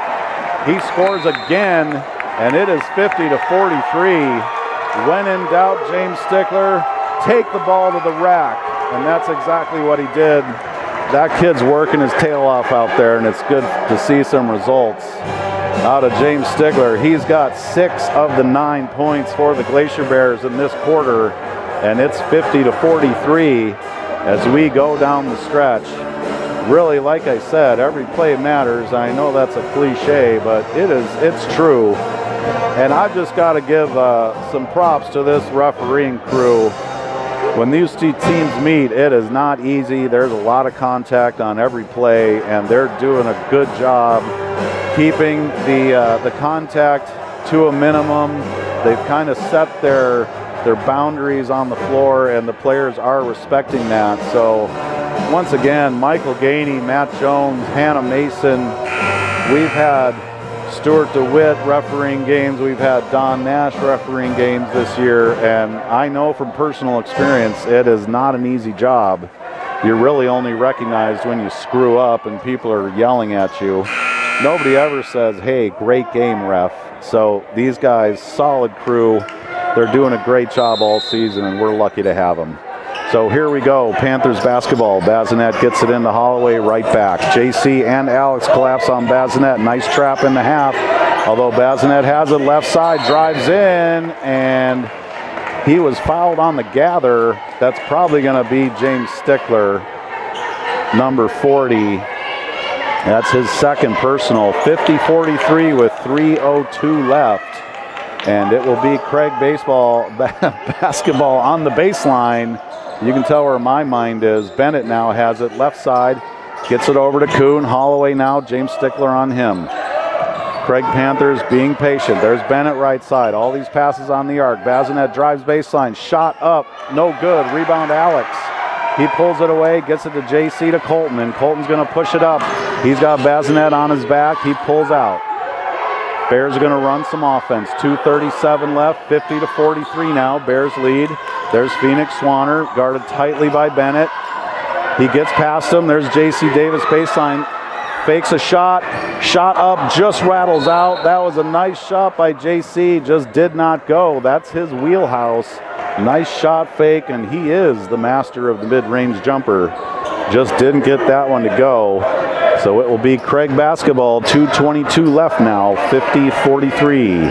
Haines with the lead. Holloway's charging hard. JC blocks his path, kicks it back out. Bazinet Bennett now. Thought about a long three, drives in. He's at the free throw line. Gets it to Fowler. Nothing doing. There's Kuhn, picked away. That was James Stickler, got his hand in there and batted that pass away. So here come the Bears, 1:58. We're under 2 minutes. Drive down the lane, Phoenix Swanner. Little pass to JC, kicks it out. Alex wide open for a three, but he thinks about it and thinks not. So the Bears will take it out and they will reset. And that's going to be a foul on Josh Bennett. That is his first personal and Craig's second team foul of the game. So if Craig needs to put the Haines Glacier Bears on the line, they need to commit 3 more fouls in the open court. Here's the inbounds of Colton now. He's got it. Bazinet on him. Drives into the front court. One-on-one, no traps. James Stickler's out for a screen. Gets it to Alex. Here's J.C. Davis now. Holloway on him. giving them space. There's Colton running a little weave on top. There's Phoenix. Thinks about a handoff to Alex. Thinks again.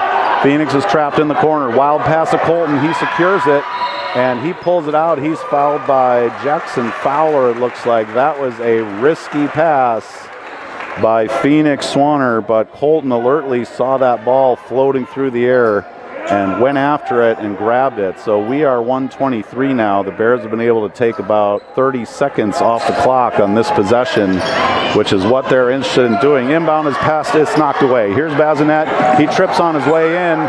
Loose ball, it's available, and Alex comes away with it. Holloway on him, almost fouls him. Now here's Colton trying to get it across the timeline. James Hart was ready to call a timeout if it got close to the 10-second. But Colton did a good job getting it across. Phoenix is hounded, gets rid of the basketball. Here's Alex, over to Colton. Bazinet takes a swipe at it, doesn't get it, and Colton's dribbling. There's Kuhn, gets it out to, we have a foul now. Foul is going to be on 25, that's James Kuhn, that's his first personal. So that's 4 team fouls for the Craig Panthers now. Next one, the Glacier Bears will be shooting. It will be Alex. Inbounding on the sideline. Ball security is number 1 for the Bears right now. Here's Colton. Bazinet swats at the ball. He's trying to foul him, but no call.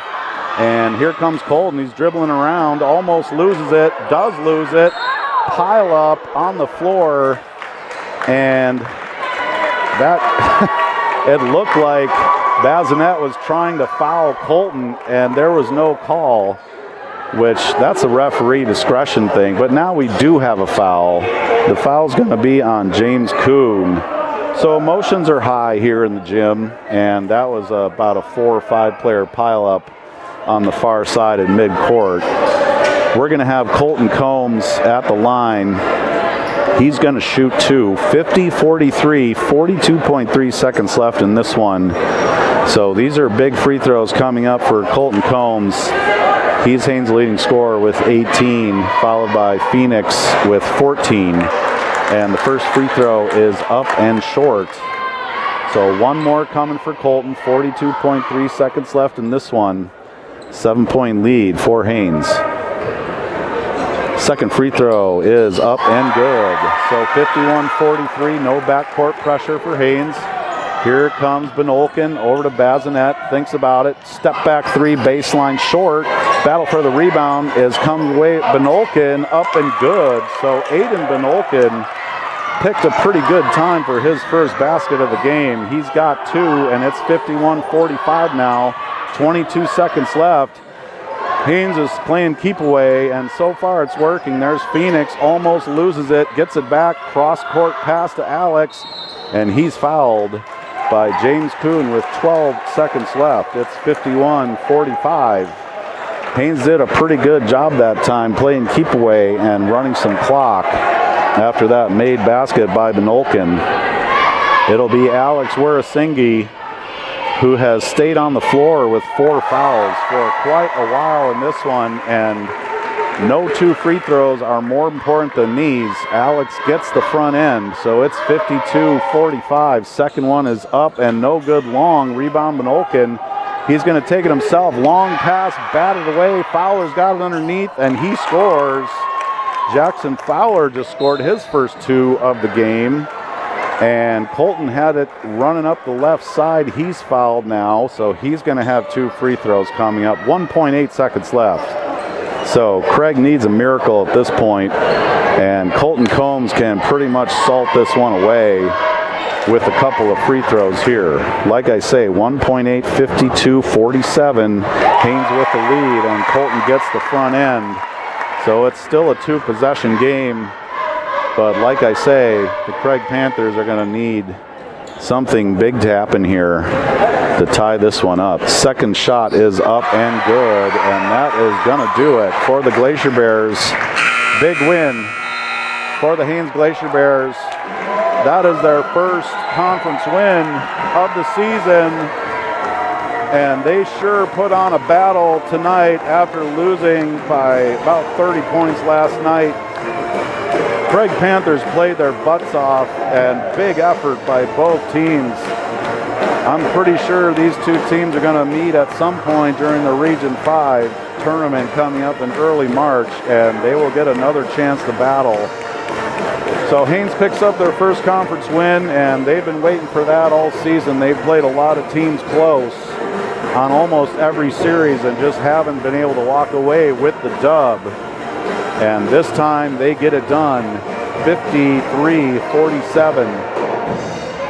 And hats off to the Craig Panthers with a big effort and nothing to be ashamed of if you're wearing the black and green for the visiting Panthers. So we've got 20 minutes on the warm-up clock.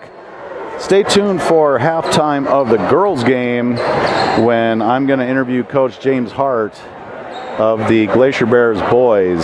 So we'll get a little insight into what he's thinking about after their first conference win. So stay tuned. We've got 19 on the warm-up clock. We will be back with you in just a little bit.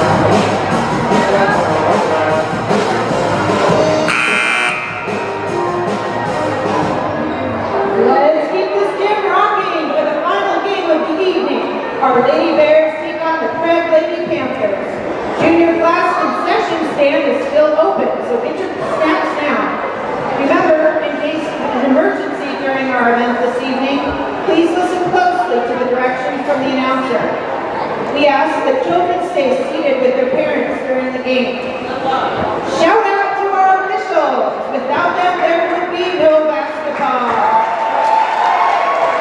Cheers to Michael, Matt, and Hannah. We appreciate your dedication to the sport and all of your hard work in support of our students throughout the season.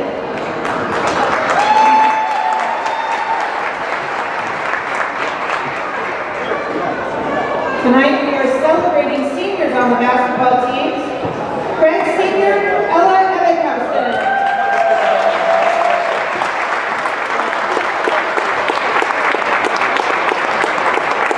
While you might recognize her from the volleyball court, she hasn't participated in basketball since the 8th grade. However, she made a comeback this year and dedicated herself to the Lady Panthers. Her relentless efforts and determination have proven to be a valuable and positive contribution to the team. Congratulations, Ella.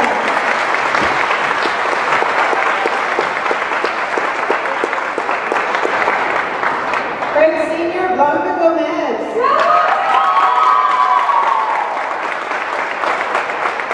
Our Lady Panthers foreign exchange student has been so fun to have this year. Beyond her impressive, tenacious defense on the court, she has been a source of valuable lessons for us. We've gained insights into her culture and witnessed her skillful balance between a demanding school workload, rigorous practice sessions, and managing life in general. We are truly grateful for the opportunity to share these 9 months with her. Congratulations, Blanca.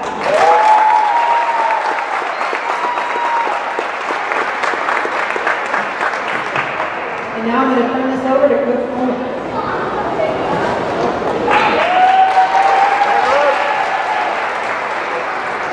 Well, first of all, thanks everybody for coming out tonight. It's been a fun season, and you guys are definitely a big part of it. We can't tell you how much we appreciate all of you. Big thank you to Craig for coming to town, making the trip. It's going to be a long trip for them. They're going up north after this, so this is the beginning of a long road trip. So hats off to you guys. I'm going to hand it to my juniors now to introduce the seniors here.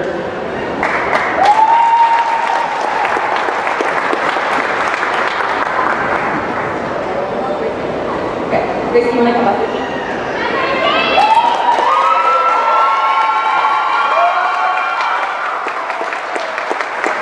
Gracie Stigler, you are one of the strongest girls I know, both mentally and physically. You take control in your office and let people know you are a force to be reckoned with. You are a great team leader that has fit right in from the first day you joined your sophomore year. You never fail to pick me up on the court when I need it, and you are always there to give me a hug when life gets tough and I'm solving mess. But above all else, you are a friend that lights up my day no matter what has been happening. You're a beautiful girl with beautiful straight platinum blonde hair that everyone is jealous of. Your smile and jokes are contagious and leave us all in a captain's squad. You have been there every year of my high school career, and to think of you gone is unimaginable. Who am I going to go on fire with in the middle of the night? Who will relate? Who will relate with me on my car struggles? Who's going to be the one that fishes with me with only a little Spider-Man fishing pole? And who's going to fill up my tires when they all go flat? Gracie, I will miss every moment we shared together this summer, and I know that you will too. So I hope we have one last great year together, and I hope we'll make the most of it. Because I will miss you so very much, Gracie, and I don't think I can. I know we will have a great summer together with lots more stories like that. I love you, babe.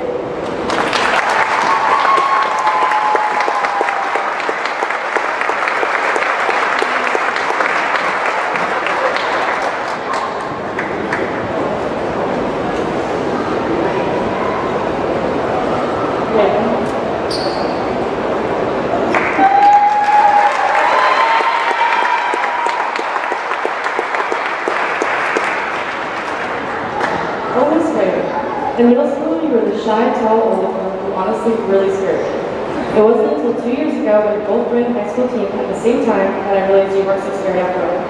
You light up any room you walk into with your contagious smile and laugh. I can always count on you to stop me over and over again while laughing because the joke was just too funny. I love watching you learn how to run and skip down hotel hallways, block any shot near you, and of course, all the video calls we sent to our group chat because you're an insane spending problem. Every day I look up to you for how quick you do something out of your comfort zone, like joining 2 new sports in 1 year.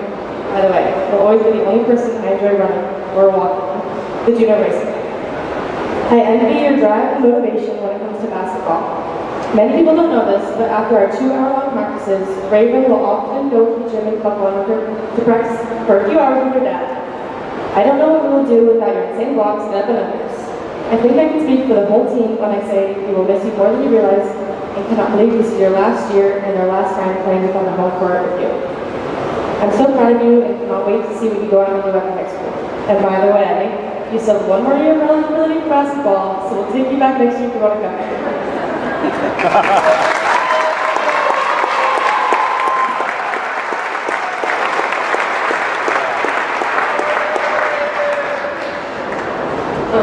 I would also like to say quick something about Raven. Me and Raven have only been on the team for 2 years together, but it feels like it's been so much fun for the bond we've created.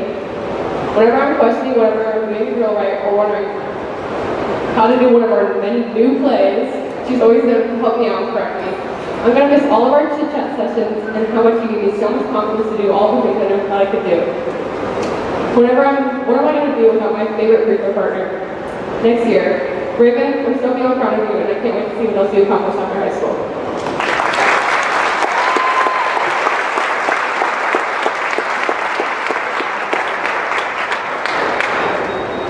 Okay, I'm here just to say a big thank you to the coaches, because we wouldn't be here without them. Stuart opens the gym every morning at 7 o'clock so we can get some extra shots up. Woo!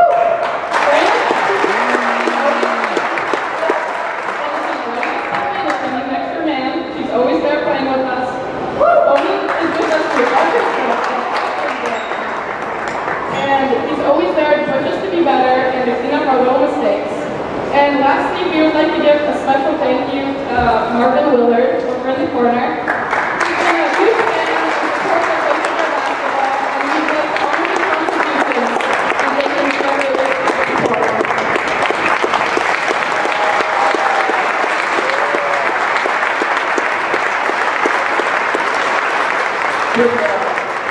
Quick shout out to one other super fan who managed to follow us on every road game this season, and that's Mr. Pete Gordon.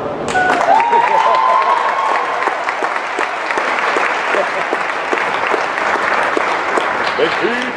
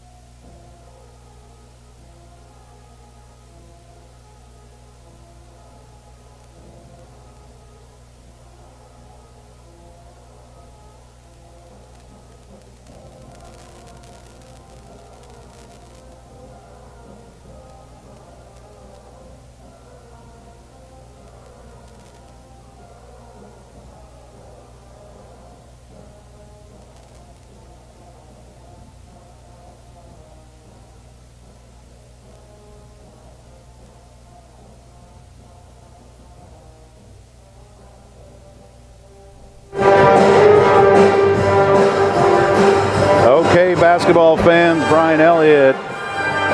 We are back. I'm joined by Sam McPeters and Sarah Elliott. We're coming off that boys thriller where the Haines boys narrowly edged the Craig Panthers. That was a big emotional win for the boys on senior night, and we have senior night on the girls' side also. For the Craig Panthers, their seniors are Ella Ebbighausing and Blanca Gomez. So hats off to those student athletes for the Craig Panthers. And on the Haines side, nice ceremony for Gracie Stickler and Raven Hotch, who are playing their final home game here in the Haines High Gymnasium. Referees for tonight's game are going to be our same power trio that we've had for this entire series, and that's Hannah Mason, Michael Gainey, and Matt Jones. So last night, Haines came out with some hot shooting. They got a bunch of turnovers, and they cruised to a victory over the Craig Panthers. They were led by Ashlyn Gainey, who had 16, Ari'el Godinez Long with 11, and Emma Dorn had 10 for the victorious Haines Glacier Bears. For the Craig Panthers, they were led by freshman Sarah Steffen, who really played a solid ball game, especially in the second half, and she scored 13 for the Craig Panthers. So Haines has this one. I believe Craig is also going up north after this game tonight. Haines is going to go up to Glen Allen for a series up there. And then they're going to travel to Petersburg for their last conference series before the Region 5 tournament in early March. So we are going to introduce the starters here before we get going. And as far as our business is concerned, I think most of it is pretty much done. So basketball is going to happen on the girls' side here in not very long.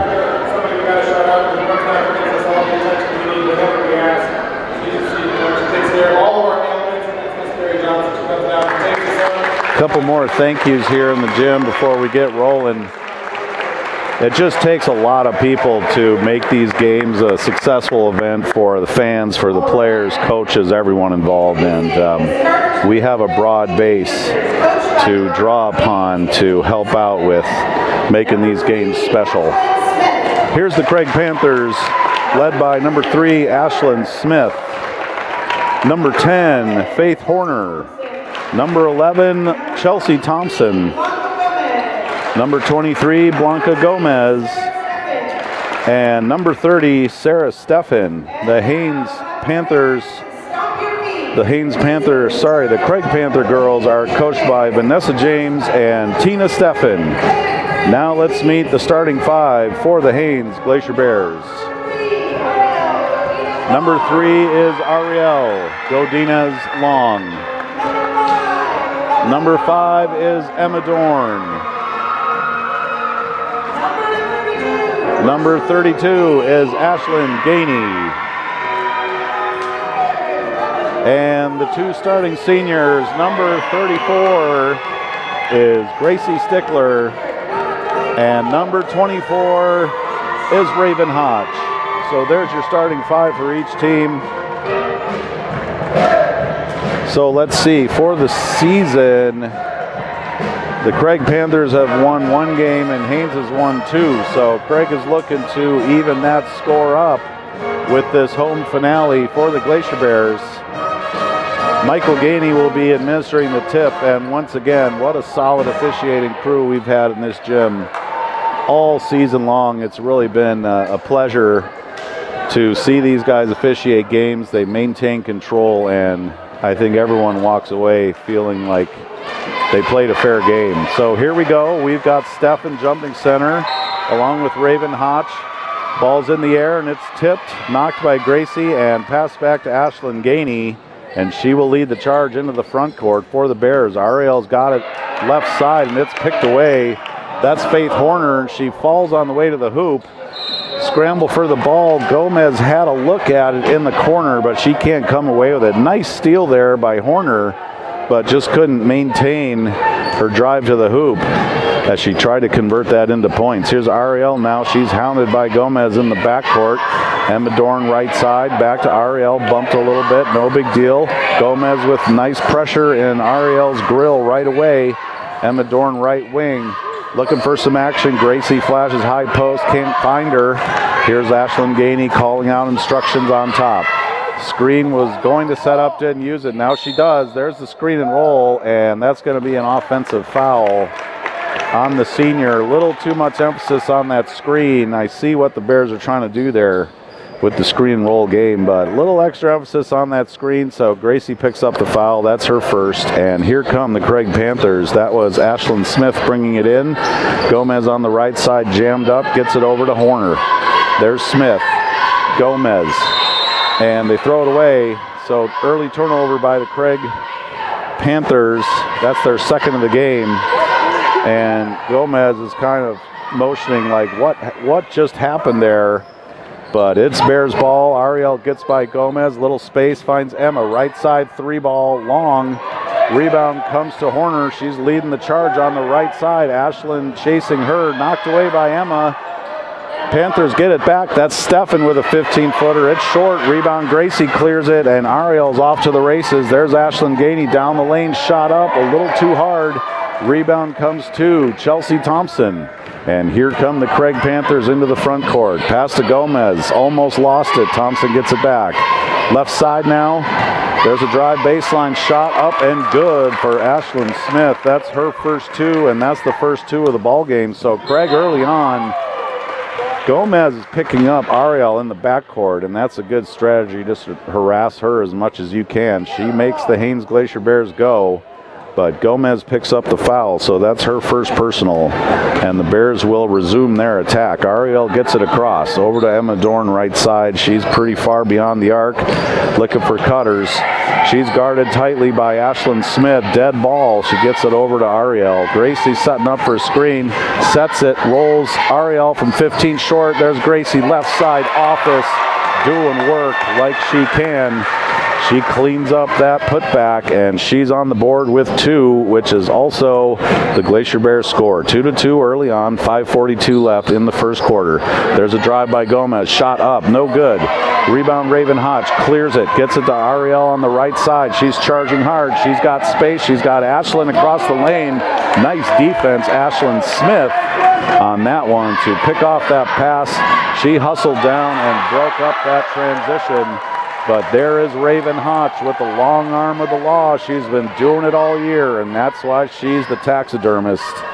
Because if you take it into her country, you're getting stuffed. Here's Emma, right side runner, baseline, got it. Emma Dorn, first basket of the game, 4-2 Bears now. 5:02 left in the first quarter. Really, Raven's such a patient defender. She just stands down there with her arms extended, waits for the offense to make their move. Doesn't force the action, and she's been able to block a ton of shots this year. That's one of her specialties. Gracie Stickler picks up her second right away, so she's got to take a rest. Checking in for Gracie is Sydney Salmon, number 12. It will be Panthers ball baseline. Inbounded by Smith. Finds Stefan in the lane. Little runner too hard. That was about a 5-foot shot. Stefan made those all night last night. Couldn't get that one to go. 4-2 now. Haines leads. Ari'el charges right side. Runner from the right wing. Doesn't get it. Stefan rebounds and clears it. And here comes Horner leading the charge up the right side for the Panthers. She's going to pull out, look for a space, run some offense. Gets it to Gomez. Ashlyn Gainey guarding her 2-3 zone again for the Bears. Very effective last night, especially on top with those top two defenders meeting the basketball 25, 30 feet away from the hoop. Really stymied Craig most of the night. Here's Gomez, right side, good shot, no good. Rebound comes away to Craig. That is Thompson securing that rebound. Good job by the Panthers getting an extra shot. Drive on the left side by Smith. She is fouled on her way up. That is going to be a foul on Sydney Salmon, who checks into the game and picks up the personal. So Haines with 3 team fouls already. 4:03 left in the first quarter. Panthers inbound. Easy pass. Stefan converts. Nice little pass into Stefan, not well defended by the Bears, and she gets an easy 2. Ari'el runner, kind of a crazy shot, doesn't go. Bears get the rebound. Here's Ashlyn Gainey, stopped on the baseline, gets it back out to Ari'el. Raven Hotch calling for it in the high post. Puts it on the floor, kicks it out. Emma, 3-ball, right side short. Rebound, Raven Hotch, gets it back. Emma again, 3-ball. No good, too long that time, so an extra shot and a good shot. But Horner comes away with it, and she's quickly into the front court. Ashlyn Gainey picks her up. There's Stefan in the high post. Kick out to Smith. Smith drives left side. Left-hand runner, no good. Thompson is there, no good again. Boy, Craig Panthers rebounded really well last night, and they are at it again tonight. Here's Ashlyn. She drove in, pulled up. Ari'el from 12, no good. Rebound, Ashlyn Gainey this time. She's hounded underneath the hoop, and we've got a jump ball. Heads up play by the Panthers. That was Thompson who tied up. No, that was Horner who tied up Ashlyn Gainey on that offensive rebound. So the Panthers will get the possession on the arrow, 4-4 with 3 minutes left. Once, just like the boys' game, this one has a different feel to it. There's a pass into Thompson, and she converts. So they got the ball into the high post, and Thompson was all alone underneath the hoop. Found her, and she converted. 6-4 now, Craig Panthers. Bounce pass into Raven Hotch on the right block. Bears swing it. Emma to Ashlyn. Back to Emma on top. 3-ball. Little long. Good shot, though. Battle for it. Stefan had her hands on it, and Gomez comes away with it. She finds Thompson, and Thompson's going to walk it in. 2-3 zone by the Bears, same as last night. Craig operating offense. There's Gomez. She traveled, and Matt Jones caught it. So that'll be a turnover on the Panthers. Bears ball, down 6-4, 2:19 left in the first quarter. A little slow start for the Bears. Very different from last night when they were getting turnovers and 3 balls and everything else. So this might be a grinder here. Both sides playing pretty hard so far, and that's a turnover. Ari'el tried to get it to Emma on the right wing and right through her hands. So a little jittery for the Bears, and you know, from personal experience, sometimes senior nights that happens. Your team comes out a little weird, but they'll smooth things out, I'm sure, by the end of this one. Drive on the baseline, shot up by Horner, no good. Rebound comes to Thompson. She's looking for somebody on the right side. Got Stefan in the post, can't find her. Good cut by Horner, shot up, no good. Salmon battled for it, and Ari'el, Godinez Long came away with it. And Gomez, tight defense on her. Here comes Ari'el. She beats Gomez. She gets all the way to the hoop, and she scores. And Ari'el just would not be denied on that one. Good pressure by Gomez in the open court, but Ari'el found a space, and she took it. So Craig misses. Emma Dorn rebound. She's going to take it herself. She trots it into the front court. Looks for Raven down low. Nice pass, and one. Raven Hotch, the senior, converts. And she is going to the line for one free throw after the and one. Nice pass there by Emma. Raven had her defender pinned on the right block and didn't take long once she got the basketball to turn that into 2 points. Free throw for Raven is no good. Emma gets it back on the rebound, tries to save it to Sydney, but it's picked off, and here come the Craig Panthers. That is Chelsea Thompson bringing it across. Ashlyn on her. There's Horner, finds Stefan down low. She got way under the hoop, couldn't make the shot, gets a rebound back, and Raven Hotch looked like she tied her up, but we're going to have a foul here. The referees are talking about it now. That's just a tough play. It is a jump ball. It is a jump ball. Well, and that's, you know, those kind of calls, you have 2 referees looking at the same thing, and that could have gone either way. But it'll be a jump, and Haines ball in the possession. 8-6 lead for the Bears. 54 seconds left in the first quarter now. Emma's got it on the right side. No shot, stolen away. There's Horner again. That's 2 open court steals for Faith Horner, and she gives it right back up. Here comes Emma, 1-on-3. She didn't have numbers, but she did have some momentum going towards the hoop, but that ball is knocked away on the backflow defense. So the Bears will retain possession. Emma Dorn on the baseline for the inbound. There's a screen for Ashlyn. They throw it over the top. There's Ari'el beyond the arc. Ravens got the high post, 15-footer. Ari'el, no good, too long. Nice rebound, comes away to Chelsea Thompson. She gets it to Gomez, charging hard, right side, shot up off the glass, no good. Ari'el Godinez long, rebounds, and she gallops it in. She's got a head of steam right side, and she is clotheslined as she goes up for the shot. She's kind of laughing about it. That could have been worse than it was. That'll be Chelsea Thompson. First personal on that one. Boy, when Ari'el gets those rebounds, she is off to the races, and there's not many people in this gym that are going to keep up with her when she gets a full head of steam going the other way. Checking in for the Craig Panthers is senior Ella Ebbighausen, and she's going to give who checked out. We'll get that for you in a minute. Ari'el hits the second one. She's got 3 now in the game. Haines leads 9-6, and there's 16 seconds left. That was Faith Horner checking out. Thank you very much. 10 seconds now. Panthers need a shot down low. There's Thompson, shot up, no good.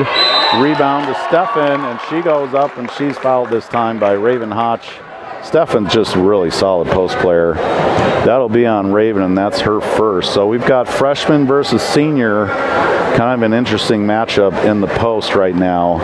And Stefan got that one. She's at the line shooting 2, and she converts the first. So that's her third point of the quarter and the game. 9-7 now. Haines leads, 4.6 seconds left. So if Haines gets this rebound, they should be off to the races, get a shot off. And the second one is good. Stefan with 4 now. Here comes Ari'el, launches it from half court, and she nails it. That was easily a half-court shot, and she got all net on that one. I tell you what, you talk about Steph Curry, you talk about Caitlin Clark. She had time, she let it fly with about a second left, so it was clearly before the buzzer, and Ari'el Godinez long gets it all. That is pretty exciting. I mean, from the moment it left her hand, it looked good. She had good backspin on the shot. It wasn't just a chuck, it was a running shot, and she got all of it. It's too bad that's only worth 3 points. But man, that was exciting for this gym. Ari'el lit it up. That was her 6th point of the game, and Haines just turned a 9-8 first quarter lead into 12-8 just like that. And in a tight ball game, that really does make a big difference. So good effort by both teams in the first quarter. Some turnovers by each. I expect that to be cleaned up by each team. Some good steals by the Craig Panthers early on. They're just waiting on some cross-court passes and jumping those routes, kind of like a defensive back. So they were able to get a few steals and convert them into points. And once again, having Gracie on the bench left a hole in the middle for Haines, and she is back on the floor with those 2 fouls. So she's got to be careful of Stefan. Shot up by Stefan is good.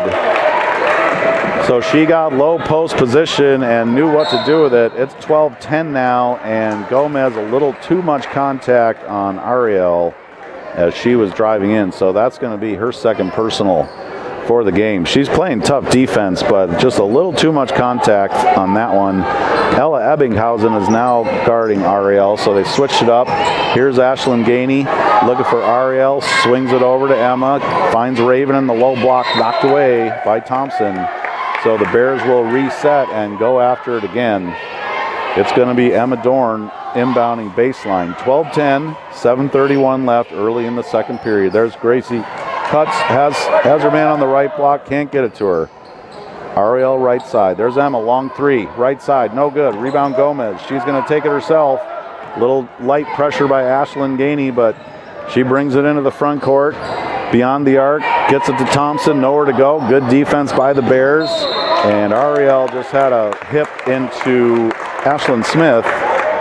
So Ari'el Godinez Long is going to pick up her first personal of the ball game. Craig ball side out. That's Smith, number 3, inbounding to Gomez. 2-3 zone. She gets by Ashlyn, right side, dribbles off her foot, and that's going to go out of bounds. Glacier Bears basketball. Good idea by Gomez, just Basketball hit the foot, can't do much about that. So here come the Bears on the attack. Ella is picking up Ari'el half court. That's definitely one of Craig's strategies this game, is to harass her early. Ari'el gets all the way to the rack, lays it up, no good. And here's a rebound, comes away. And that is Thompson bringing it in.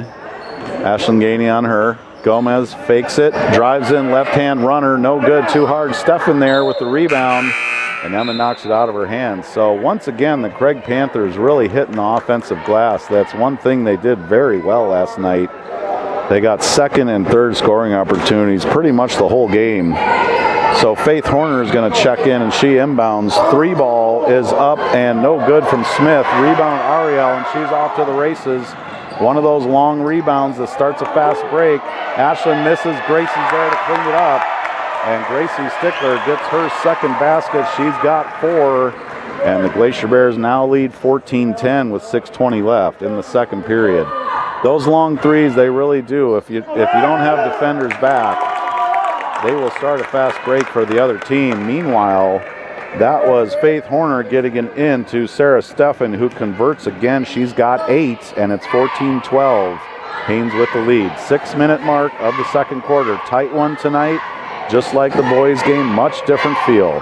Here's Emma on top now. Gets it to Ari'el, left wing. She's hounded by Gomez. No, excuse me, that was Ella. Ella Ebbighausen was swatting at the ball, and that makes it pretty easy on the official to determine what is going on there. So she picks up her first personal. That is Craig's second for the period. Emma Dorn inbounds Ari'el. Ella on her. Here comes Raven Hodge setting the screen. Yep, and she went and found her. There's a big difference between setting a screen and staying set on the floor and letting your teammate bring the defender into you, as opposed to going out and finding the defense and trying to set a screen that way. So Raven will pick that one up. So she's got 2. Gracie has 2. Haines posts are in foul trouble at 5:34 left in the second quarter. Drive in, Ella, shot up, no good. Steffen on the weak side, rebound, put back, good money. Sarah Steffen now has 10, and we have a tie ball game with 5:20 left in the second quarter. Ashlyn, left wing. 3 ball, just a little long. Good shot, though, in rhythm. Set up. Here's Ari'el right side. No good. Raven Hodge rebounds. Gets it over to Gracie. Saves it in right to the Craig Panthers. There is Horner taking it down the right side. Stops short of the arc. Cross lane pass. Runner up by Smith. No good. And there's Steffen again. She is a force on the rebounds, and Haines needs to put a body on her if they're interested in getting some defensive rebounds in this one. Craig now has the lead 16-14, and Steffen, the freshman, has 12 of those, so she has been a force early on. Ari'el drives, gets it, and 1. Nice drive, Ari'el Godinez long. She gets the basket to go, and that's a foul on Ella. That's her second personal. Craig now has 3 team fouls, so we might see some free throws here by the end of this quarter. 4:37 left, tie game, 16 all. Free throw is no good for Ella, and Thompson comes away with it, and she trots it in. 2-3 zone, same story for Haines. There's Horner, gets it down low. Steffen, power dribble, trying to move. Good defense by Gracie that time, really altered her shot. She kind of stood with it on the block a little too long, got stale, but still had a decent shot attempt. Gracie playing good defense, right block. Ella for 3, no good. Rebound battled. Ashlyn had it. Ari'el had it. It comes away to Craig. There's Steffen up. Shot no good. Weak side rebound is Smith, no good. And finally, the Bears secure a rebound. That has been a problem both nights in this one for the Glacier Bears. Craig is getting second and third shot opportunities on a lot of trips down the floor. Here's Ari'el now, 15-footer from the elbow, a little long. Rebound comes to Ella Ebbighausen, the senior, and Craig wants a timeout to talk about it. We've got a 30-second timeout coming up. So one thing the Haines Posts have to think about is they each have 2 fouls. That might be one reason why The rebounding has been less than stellar, but Craig is really doing a good job attacking the glass. They're following those shots, and they just seem to know where they're going to come off the rim, and they are tracking down those basketballs and securing them. And that's a major reason why Craig is tied in this game right now, getting second and third shot opportunities. Sarah Steffen leads the way with 12 for the Craig Panthers, and on the Haines side, Ari'el Godinez Long leads with 8 points. Panthers basketball out of the 30-second timeout. It will be Ashlyn Smith inbounding. They are going to trot out Thompson, Horner, Gomez, and Steffen for the Craig Panthers. Here comes Smith. She trots it in. There's right side, Steffen high post. Horner had it. Horner drives right side, shot up, runner off the glass. Rebound, Raven Hodge gets a clean one. Here comes Ari'el. She's off to the races. She's going to take it herself and score. Ari'el, once she gets ahead of steam, it is eastbound and down, and nobody could catch up to her. And she converts that into 2. She's got 10 now. Steffen down low. Shot up good off the glass. Sarah Steffen is going to be a force in Southeast for 3 more years. So we all have that to look forward to. What a player she is. She's got 14 already. Here's Emma now as Haines swings it on the perimeter. Ashlyn Gainey looking for Emma, trying to find a shot. Gracie cut, nothing there. Good defense by the Panthers, almost tied her up. That was Ashlyn Smith tying up Emma. 3 ball from Gainey, short, gets her own rebound. Batted away momentarily by Gomez, down to Gracie. Missed shot in her office. Good effort by Gracie, just couldn't get it to go. And here are the Panthers on the break. It's 2. That is Faith Horner. She gets her first 2 of the game. It's 2018 now. Craig with the lead. 2:15 left in the second quarter. Ari'el on top, shouting out instructions. High post Raven. She gets it. Ari'el drives to the hoop and scores. She is getting a free release on a lot of these drives, and she is converting. So it's 20-20 now at the 2-minute mark in the second quarter. Fast-paced game. There's Horner now on top. Ashlyn Gainey guarding her. Steffen gets it high post, turns, shoots, misses, gets her own rebound, and scores. She is an unstoppable force. She's got 16 of her team's 22, and Craig has the lead, 22-20, 1:37 left. So I would imagine Haines is going to go in the locker room and devise a plan for Steffen. Ari'el drives, gets a block, kick out. Emma 3-ball on top, can't get it. Gracie with the rebound. She goes up, misses, gets it back again. Gracie goes after it again. No go. Good point-blank ranges. Raven steals it and shoots and scores. 4 shots from the lane for the Glacier Bears. Persistence pays off, people. And it is tied up at 22 now. 1:06 left in the second quarter. Good attack by the Bears on that one. There's Horner all the way down the lane. She got into the land of the Giants, couldn't convert. Here comes Ari'el now. She's going to trot it in as the black shirts are waiting for her on the other side. Drives left side, shot up, just rolls out. Rebound comes to Steffen. She clears it. There's Horner down the right side. She's trying to get it to Gomez and sails that pass. Good idea. She was looking down the floor, which you love to see as a coach. You love to see your ball handlers looking down. But that pass was just sailed a little bit.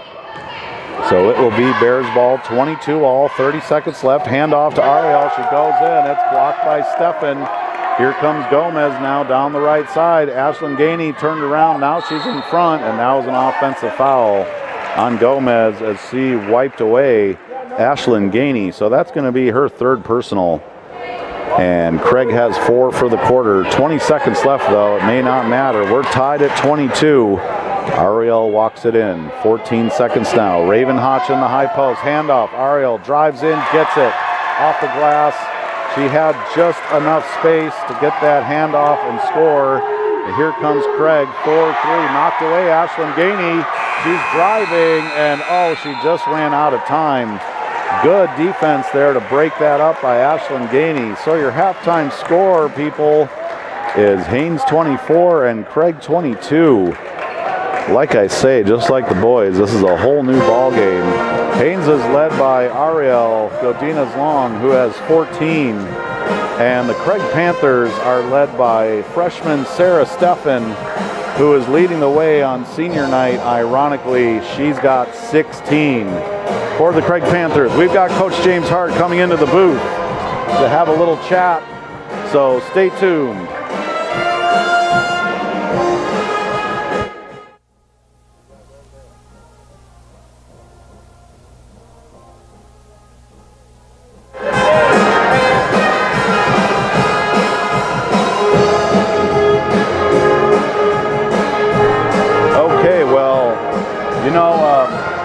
One thing I try to do throughout the season, I kind of wanted to have a coach's corner, but we're doing this today because it's the last home game of the year, and I really appreciate Coach James Hart joining me in the booth. It's been a real fun ride calling all your games all season long, so I appreciate you spending the time with me. And we've coached together a bunch, and I appreciate what you're doing with the boys. So tell me how it felt when you kind of got with this group during D-League in like October, November. What kind of vibe did you get from this group of players that you have this year? I felt like I had a group that really loved the game of basketball, and they're willing to show up day or night, mornings, rain or shine, and play the game of basketball. And that's been the vibe, is they're always willing and ready to show up. And you can see that on the floor. And you know, we had the unique privilege of coaching that sophomore group when they were 8th graders in middle school. So you know, we both know them very well.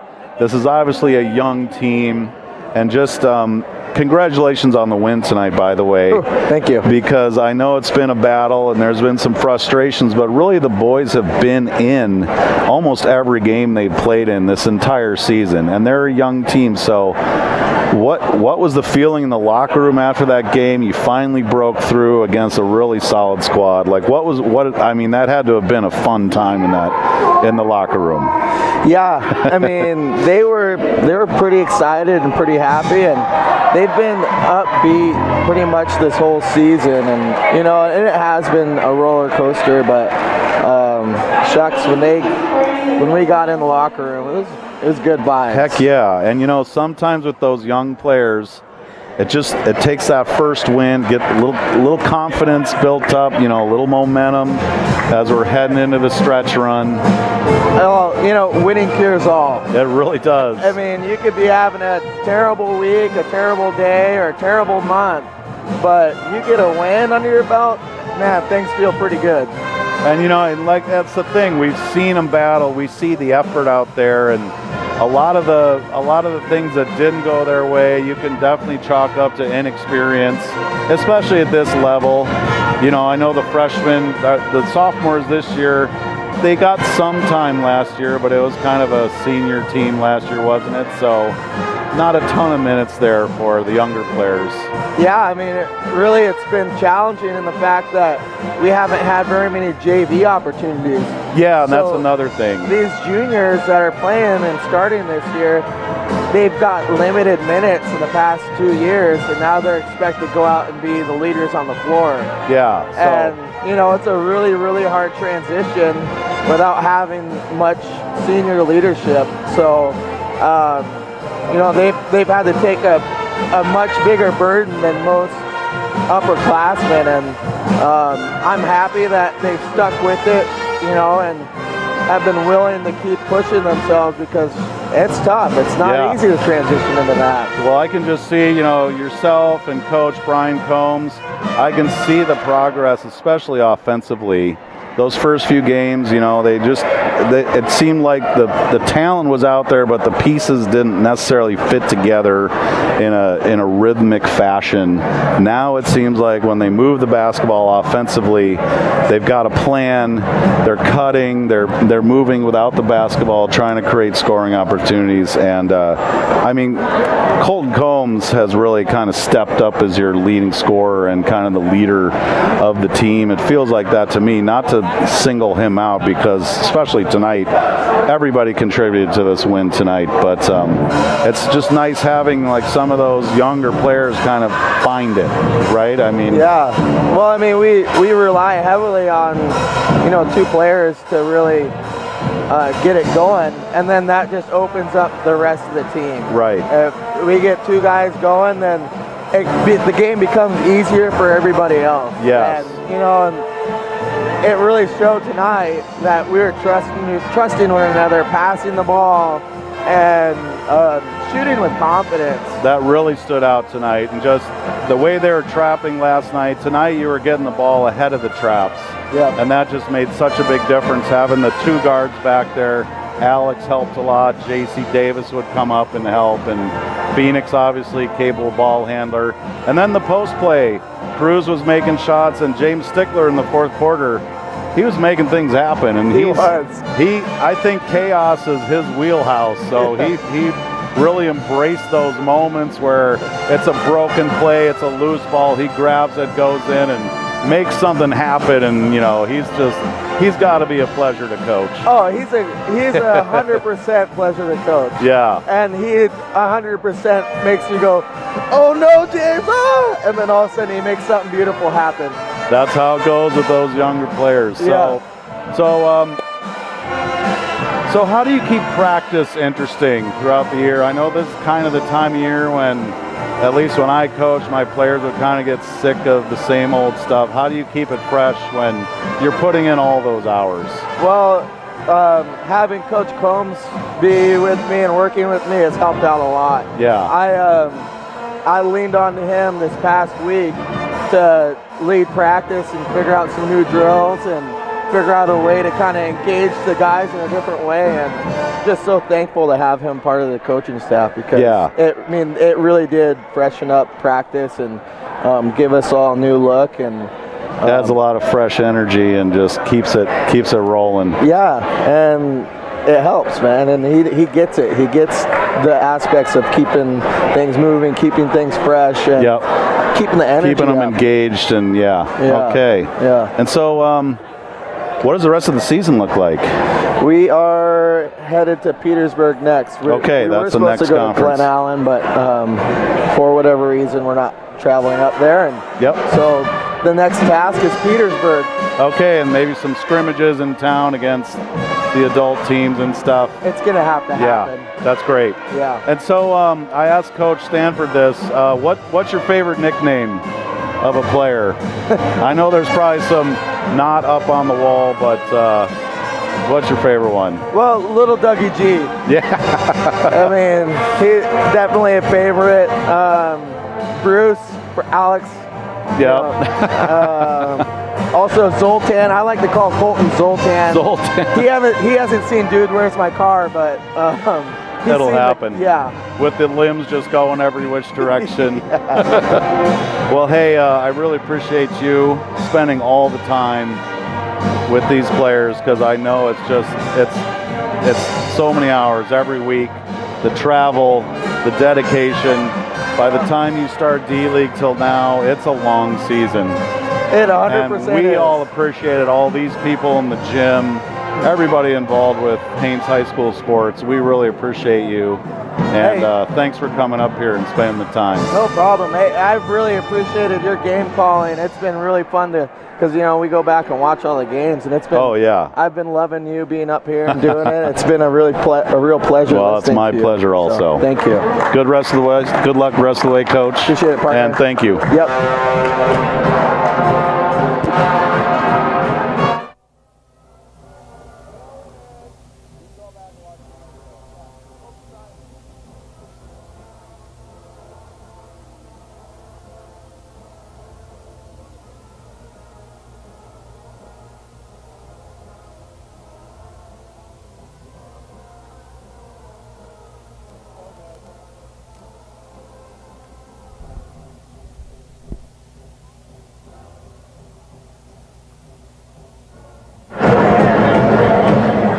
basketball fans, we are back. That was a nice chat with Coach James Hart.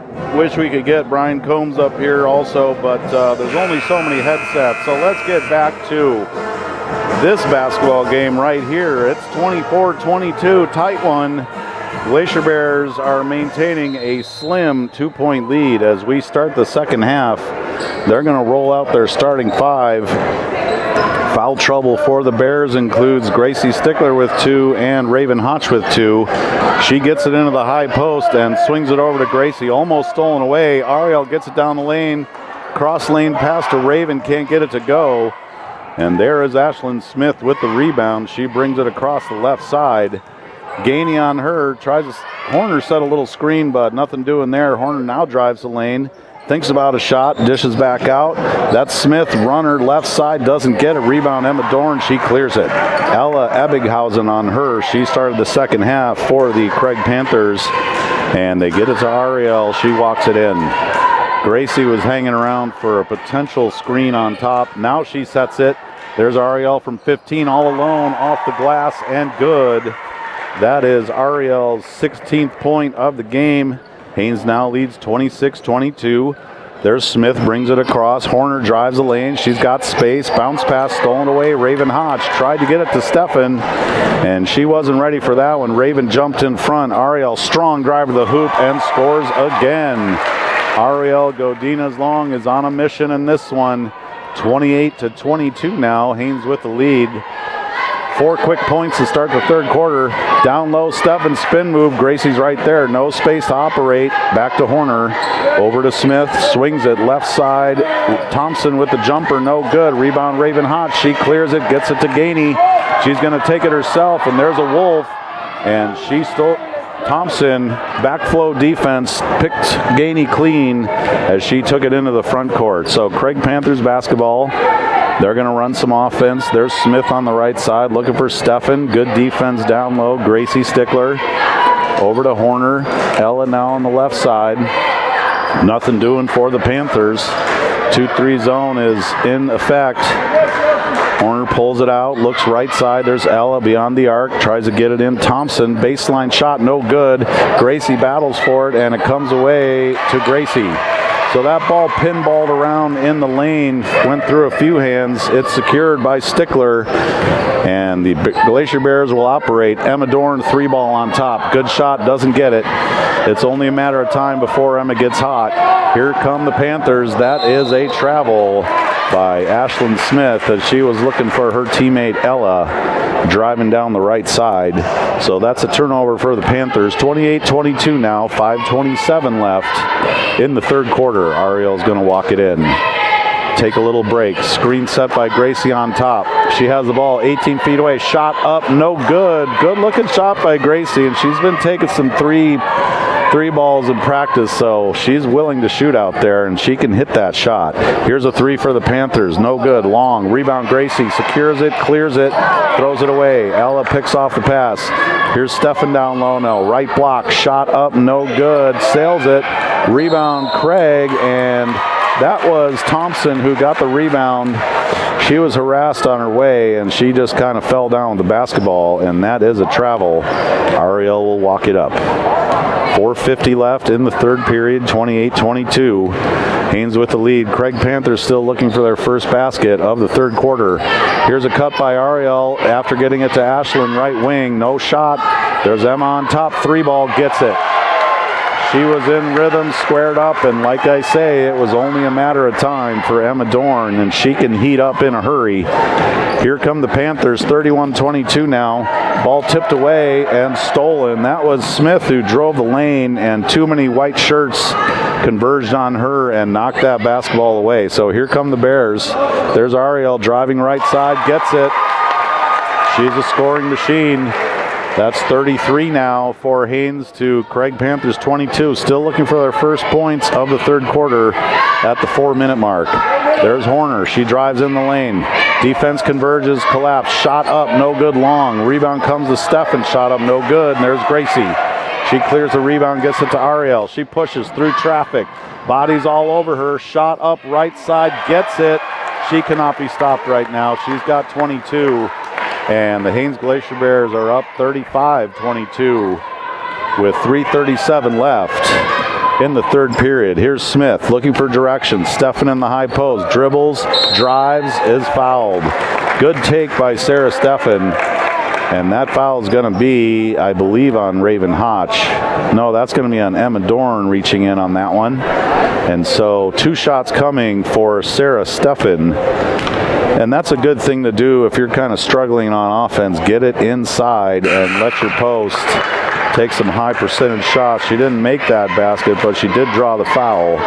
And Stefan converts the front end of the 2-shot foul. 35-23 now, 3:29 left. Second shot is up and long. Rebound to Emma Dorn. She's going to take it herself. Smith giving chase on the left side, but enough of a pocket where Emma takes it across comfortably. Ashlyn Gainey now thinking about a drive, pulls up over to Emma right side, drives baseline, runner short. Rebound comes to the Panthers, and they're going to take it in. That's Smith charging hard right side, Thompson right side charging hard.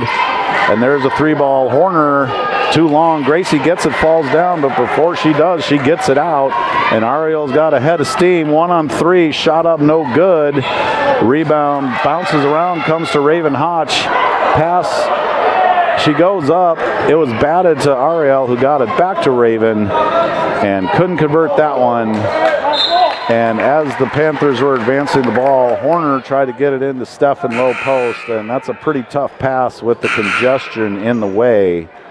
So that's a turnover for the Panthers. 35-23 now with 2:39 left. Gracie's going to take a break. Once again, she's got that back problem. So she's real solid effort from Gracie that quarter. She'll take a little rest, and Sydney Salmon checks in for the Bears. Here's Ari'el baseline. She stopped. Nowhere to go. Kick out. Ashlyn Gainey, 3-ball. Just missed. Rebound comes to the Panthers. That was Thompson. Nice strong rebound by Chelsea Thompson. And Horner's going to take it across. She's on top. Ari'el on her. Ari'el, Ashlyn, the top of that zone. 2 great defenders, making it hard to do much of anything for the Panthers. There's a pass down low, knocked away, Raven Hotch. Here comes Ashlyn, driving down the right side, decides to pull out. Here's Emma Dorn now, looking for her shot. 3-ball off the run, gets it. Now you know Emma's starting to heat up. If she's hitting threes off the dribble, she is feeling it. So that's 8 for Emma Dorn. It's now 38-23. Haines with the lead, 1:38 left in the third period. Here come the Panthers. That's McCoy into the game now. She gets it over to Smith. Smith's looking for Horner. Down low, Stefan, left side, doesn't get it. Rebound Emma, she clears it, dribbles away from pressure, and she will take it herself up the floor. McCoy on her, giving chase. 3-ball, Ashlyn Gainey right side, doesn't get it. Good shot, she was waiting for it, squared up. Just didn't get it, and they're going to keep shooting because that's what they do. Here's Smith now across the timeline. Double teamed on top. Horner, Stefan down low, 2 points. When Stefan gets the ball that low, it's pretty much game over. And she just scored her 19th point. It's 38-25 now, less than a minute left. Ari'el looking for Emma left side. Sydney Salmon sets the screen, and another moving screen on the Glacier Bears. So they've had 3 or 4 of those this game. You really just can't go head hunting when you're setting a screen, and they're going to learn that. So Craig Panthers ball. That's second foul on Sydney Salmon. Here comes the Panthers. That's Gomez over to McCoy. Ashlyn on her. Back to Horner. Ari'el guarding her tightly. Right side Gomez. Gets it down low. That's Thompson. Shot up. Rims out. Stefan with the rebound. Blocked by Raven. Stefan again. No good. Tipped out to Ari'el, and she's in the open court, and she's not going to stop. Left side this time. She scores. Good defensive pressure. Horner was back there, but once Ari'el gets a head of steam, she's going to get to the rack, and she converts more of those than not. So she's got 24 now. 4 seconds left for Craig, and shot up. Horner's got it. That's a long 2. Nope, that was a 3, but it does not go. So 40-25 is your third quarter score. In that period, Stefan had all of Craig's points with 3, and she's got 19 for the basketball game. And Ari'el Godinez-Long has 24 for the Bears. I'm not sure what her season high is, but she's got to be approaching it. Really strong, aggressive drives by Ari'el. And she was joined by Emma Dorn with a couple of 3 balls that quarter, so Emma's up to 8. So for Craig, I would stick with the offensive rebounding. That was a strong factor in their first half success. And offensively, they just need to take care of the ball a little bit better. They're getting out in transition. They're actually having some opportunities, but Haines is there on a lot of those to pick off passes, at least bat them away.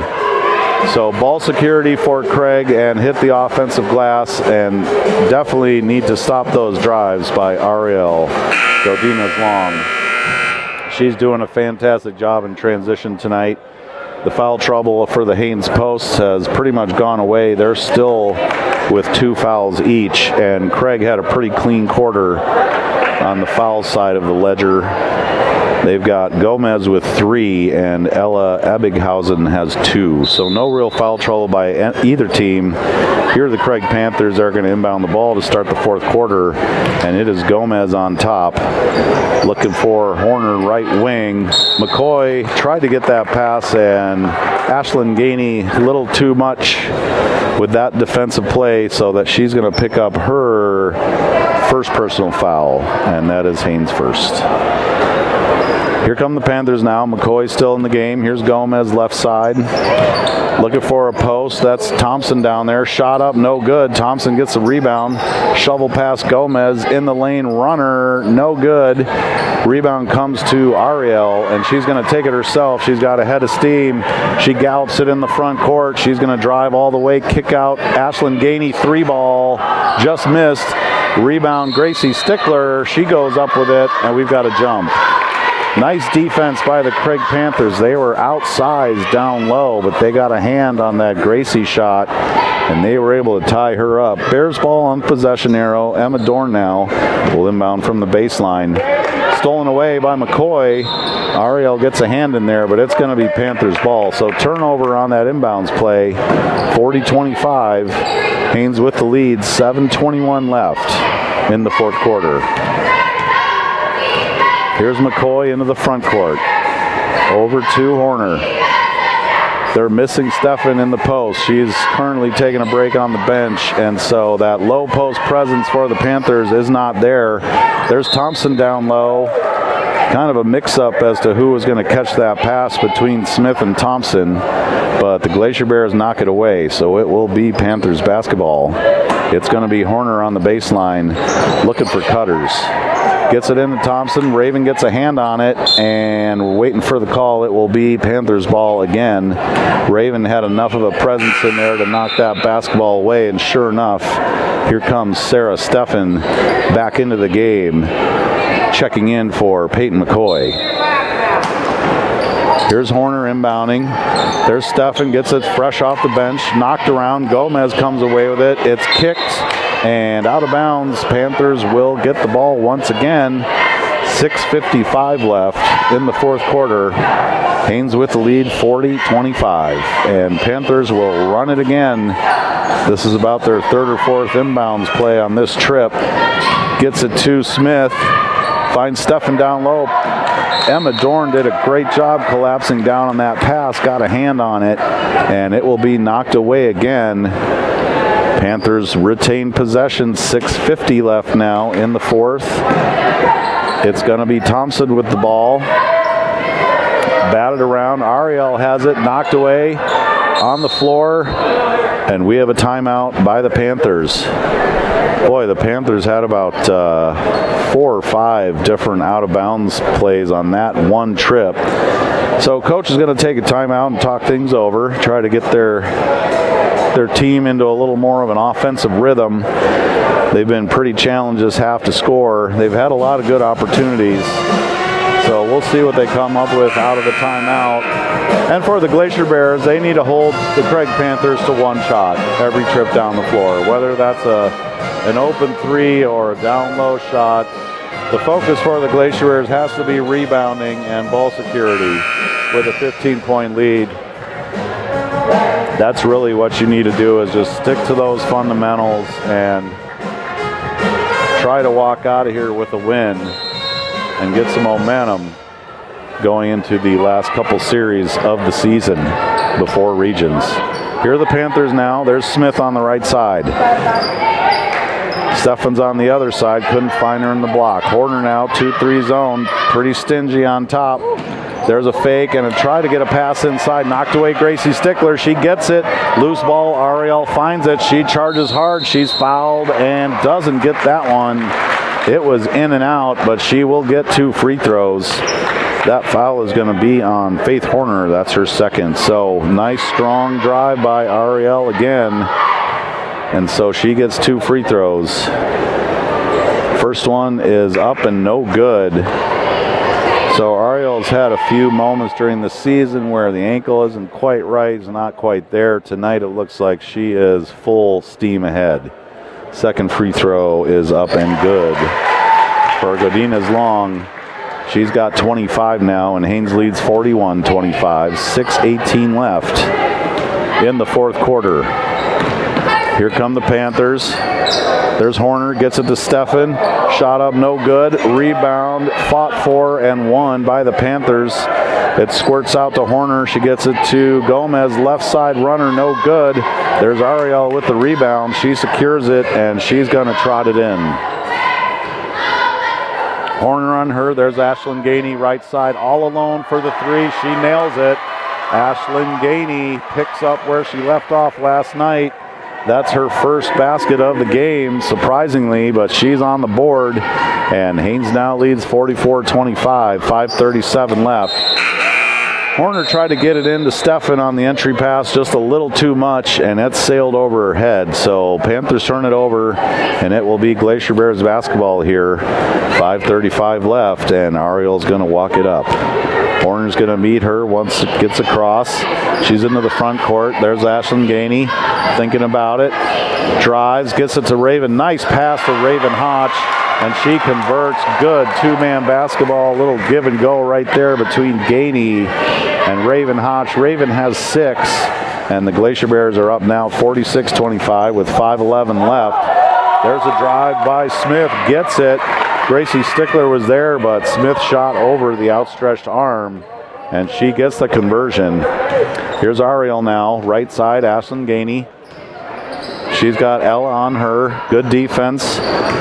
Here comes 15-footer from Ari'el, left side, bounces up, no good. Rebound comes to the Panthers. However, that was Ashlyn Smith, and she fell down after she rebounded the ball, so that'll be a travel.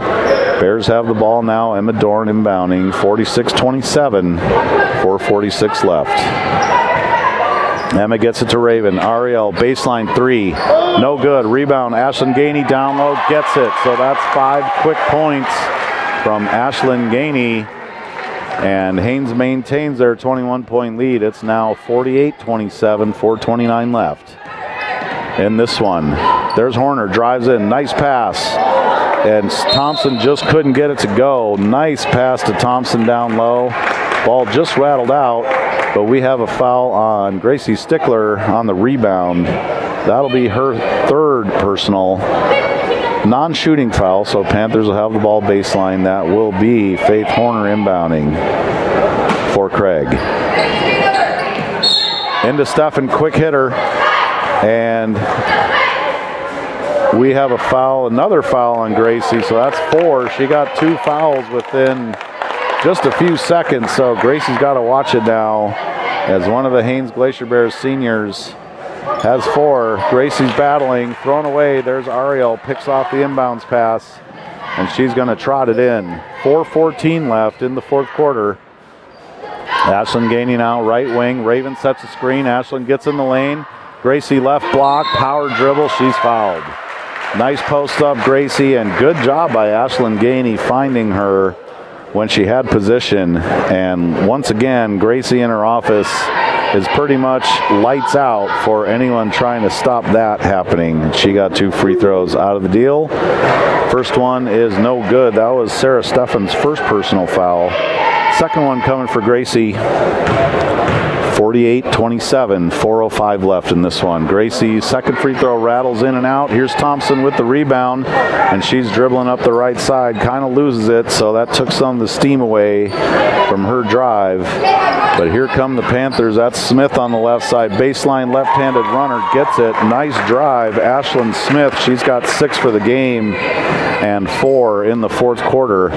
48-29 now, 3:43 left. Ari'el finds Ashlyn Gainey right wing. Screen by Raven, rolls off of it. Beautiful basketball right there. Raven gets it back and scores. That is textbook pick and roll, and if you're trying to teach anyone how to run the oldest play in the book, that is how you do it, folks. Well done by Ashlyn and Raven Hotch. And it is now 50-29. 3:21 left in this one. It'll be Ari'el walking it up. No pressure on her. 3:17 left. So Glacier Bears are interested in running some clock, taking good shots, and securing rebounds.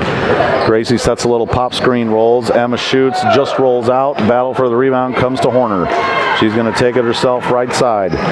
Finds a cutting Smith, gets it, and scores. Nice transition basket for the Panthers. Ashlyn Smith is catching a wave here in the fourth quarter. She's got 6 in the quarter and 8 for the game. Nice transition for the Panthers. Nice screen and roll there. That time it was Ari'el and Gracie. Can't get it to go, but that really looked good in everything but the finish. Down low to Steffen, shot up and good. Sarah Steffen, she just tallied her 21st point of the game. 50-33 now, 2:27 left in this one. Ariel's on top. She's going to walk it around. Ashlyn Gainey cuts. Emma on the other side, and Coach Coleman Stanford is going to call a timeout and talk things over. 2:19 left. Haines with a 17-point lead. So nothing, you don't have to do anything too crazy here. Just take care of the basketball, take good shots, and rebound is the name of the game. I think that's one thing that the Glacier Bears might take away from this series is the large amount of offensive rebounds that the Craig Panthers have been able to secure. And down the stretch, we've got some good teams. These are all good teams. You know, in regionals, you've got to rebound the basketball to advance. So I know that's going to be an emphasis on this team. And just getting everyone healthy, really, too. That's another big emphasis. So they load up the van on Thursday, right after Elizabeth Paratovich ceremonies here at the school on February 15, and they're going to drive up to Glen Allen for a 2-game series. And Glen Allen is always a strong program, so that'll be a good experience for this girls team. And to finish out their conference season, they are going to go to Petersburg. And I believe the first time they met, it was a very competitive 2-game series here in our gym. So that'll be a good little check-in before regions to see where they're at against another strong Southeast opponent. Here come the Bears. Ariel's got it. Pressure on her. Back to Emma. It's picked off. So that's Ashlyn Smith. She just read that pass and grabbed it. Here come the Panthers, 50-33. And Smith is up. No good. Good drive. And she goes after her own rebound. Smith has been really active this quarter and this whole half, so she's really putting together a solid basketball game. Doesn't get that one to go. And here's Ari'el walking it in. Corner on her. We're under 2 minutes now. 50-33. Haines with the lead. Screen by Gracie. She's got a 3-ball, takes it short, gets back her own rebound, falls down, and Gracie really wanted that one to go. I can tell you that much. Ashlyn Smith now, left side. Good defense by the Bears to knock that away, and it will be Panthers ball. Gracie's eyes got real big on that 3 attempt, but couldn't get it to go. And you can tell Gracie's in a little bit of pain right now, but she's going to tough it out. Minute 34 left. Here come the Craig Panthers, working the perimeter. There's Horner, drives, and she's fouled on the gather. It'll be a 2-shot foul on her way up. Nice drive by Horner. And the foul's going to be on Ari'el. That is her second personal. So 2 free throws coming for Faith Horner. First one is up and no good. 1:26 left in this one, 50-33. Glacier Bears with the lead. Second free throw for Horner is no good, and Stickler clears it. Gets it to Emma, charging down the left side. She's across. Smith on her. Ari'el drives the lane. She's fouled on her way in. And that was Ella Ebighausen with that personal. That will be her third, and it'll be a two-shot foul, so Ari'el at the line. She's got 25. Glacier Bears have 50 with 1:16 left, 50-33. Ari'el's been really aggressive, driving to the rack consistently this entire game, putting the pressure on the defense, and she has converted multiple times. Obviously, that's her 26th point as she makes the front end of the two-shot foul. Second shot is up and good. 52-33 now, 1:16 left. And Horner's going to bring it up for the Craig Panthers. She drives in, stopped at the free throw line, double teamed. Ashland collapses, tried to get it to Thompson, but that ball goes out of bounds. Errant pass by the Panthers, so they turn it over. Here's Ari'el now at the 1 minute mark in this one, 52-33. Gets it over right side. Ashland uses the screen by Ravens. Raven pops out instead of rolls. There's Ari'el down low. She power dribble and scores. That is 29 for Ari'el. And 54-33 now, 43 seconds left in this one. There's a drive by Smith. Thompson blocked by Gracie. Raven comes up with it, gets it over to Ari'el. 33 seconds left now.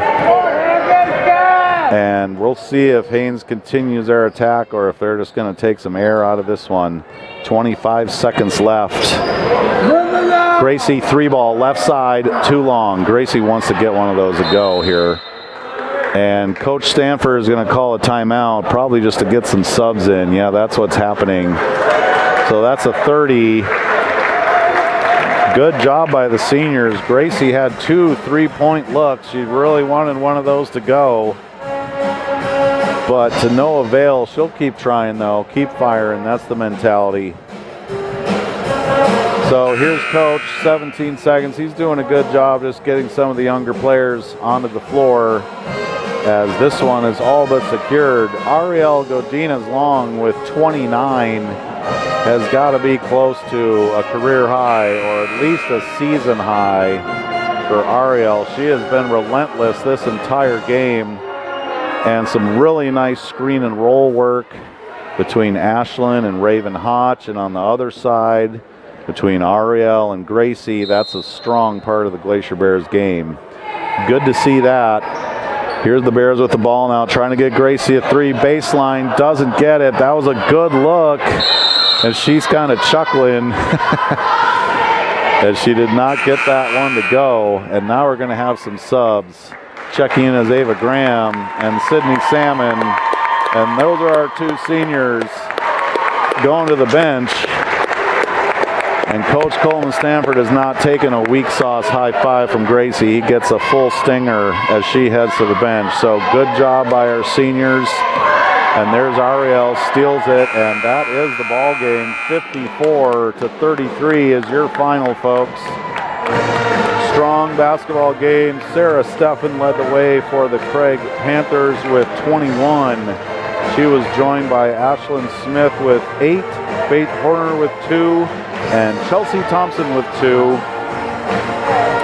For the Glacier Bears in their home finale, Ari'el Godinez long 29. She was joined by Emma Dorn with 8, Raven Hotch 8, Ashlyn Gainey 5, and Gracie Stickler had 4. Basketball fans, it's been a pleasure all season long calling games for you. I am joined by Sam McPeters and Sarah Elliott, and I would be amiss if I do not say happy birthday to Sarah Elliott before we sign off. So thanks for tuning in, and good luck to both of these teams the rest of the way. I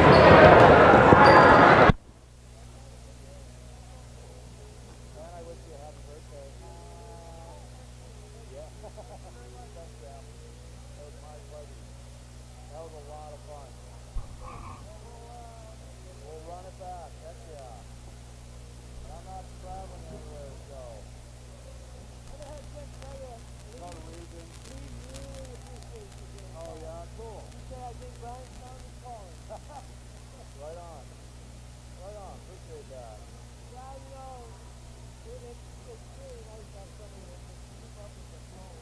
Yeah.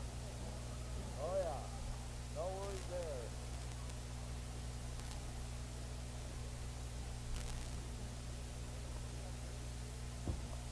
Week from Friday.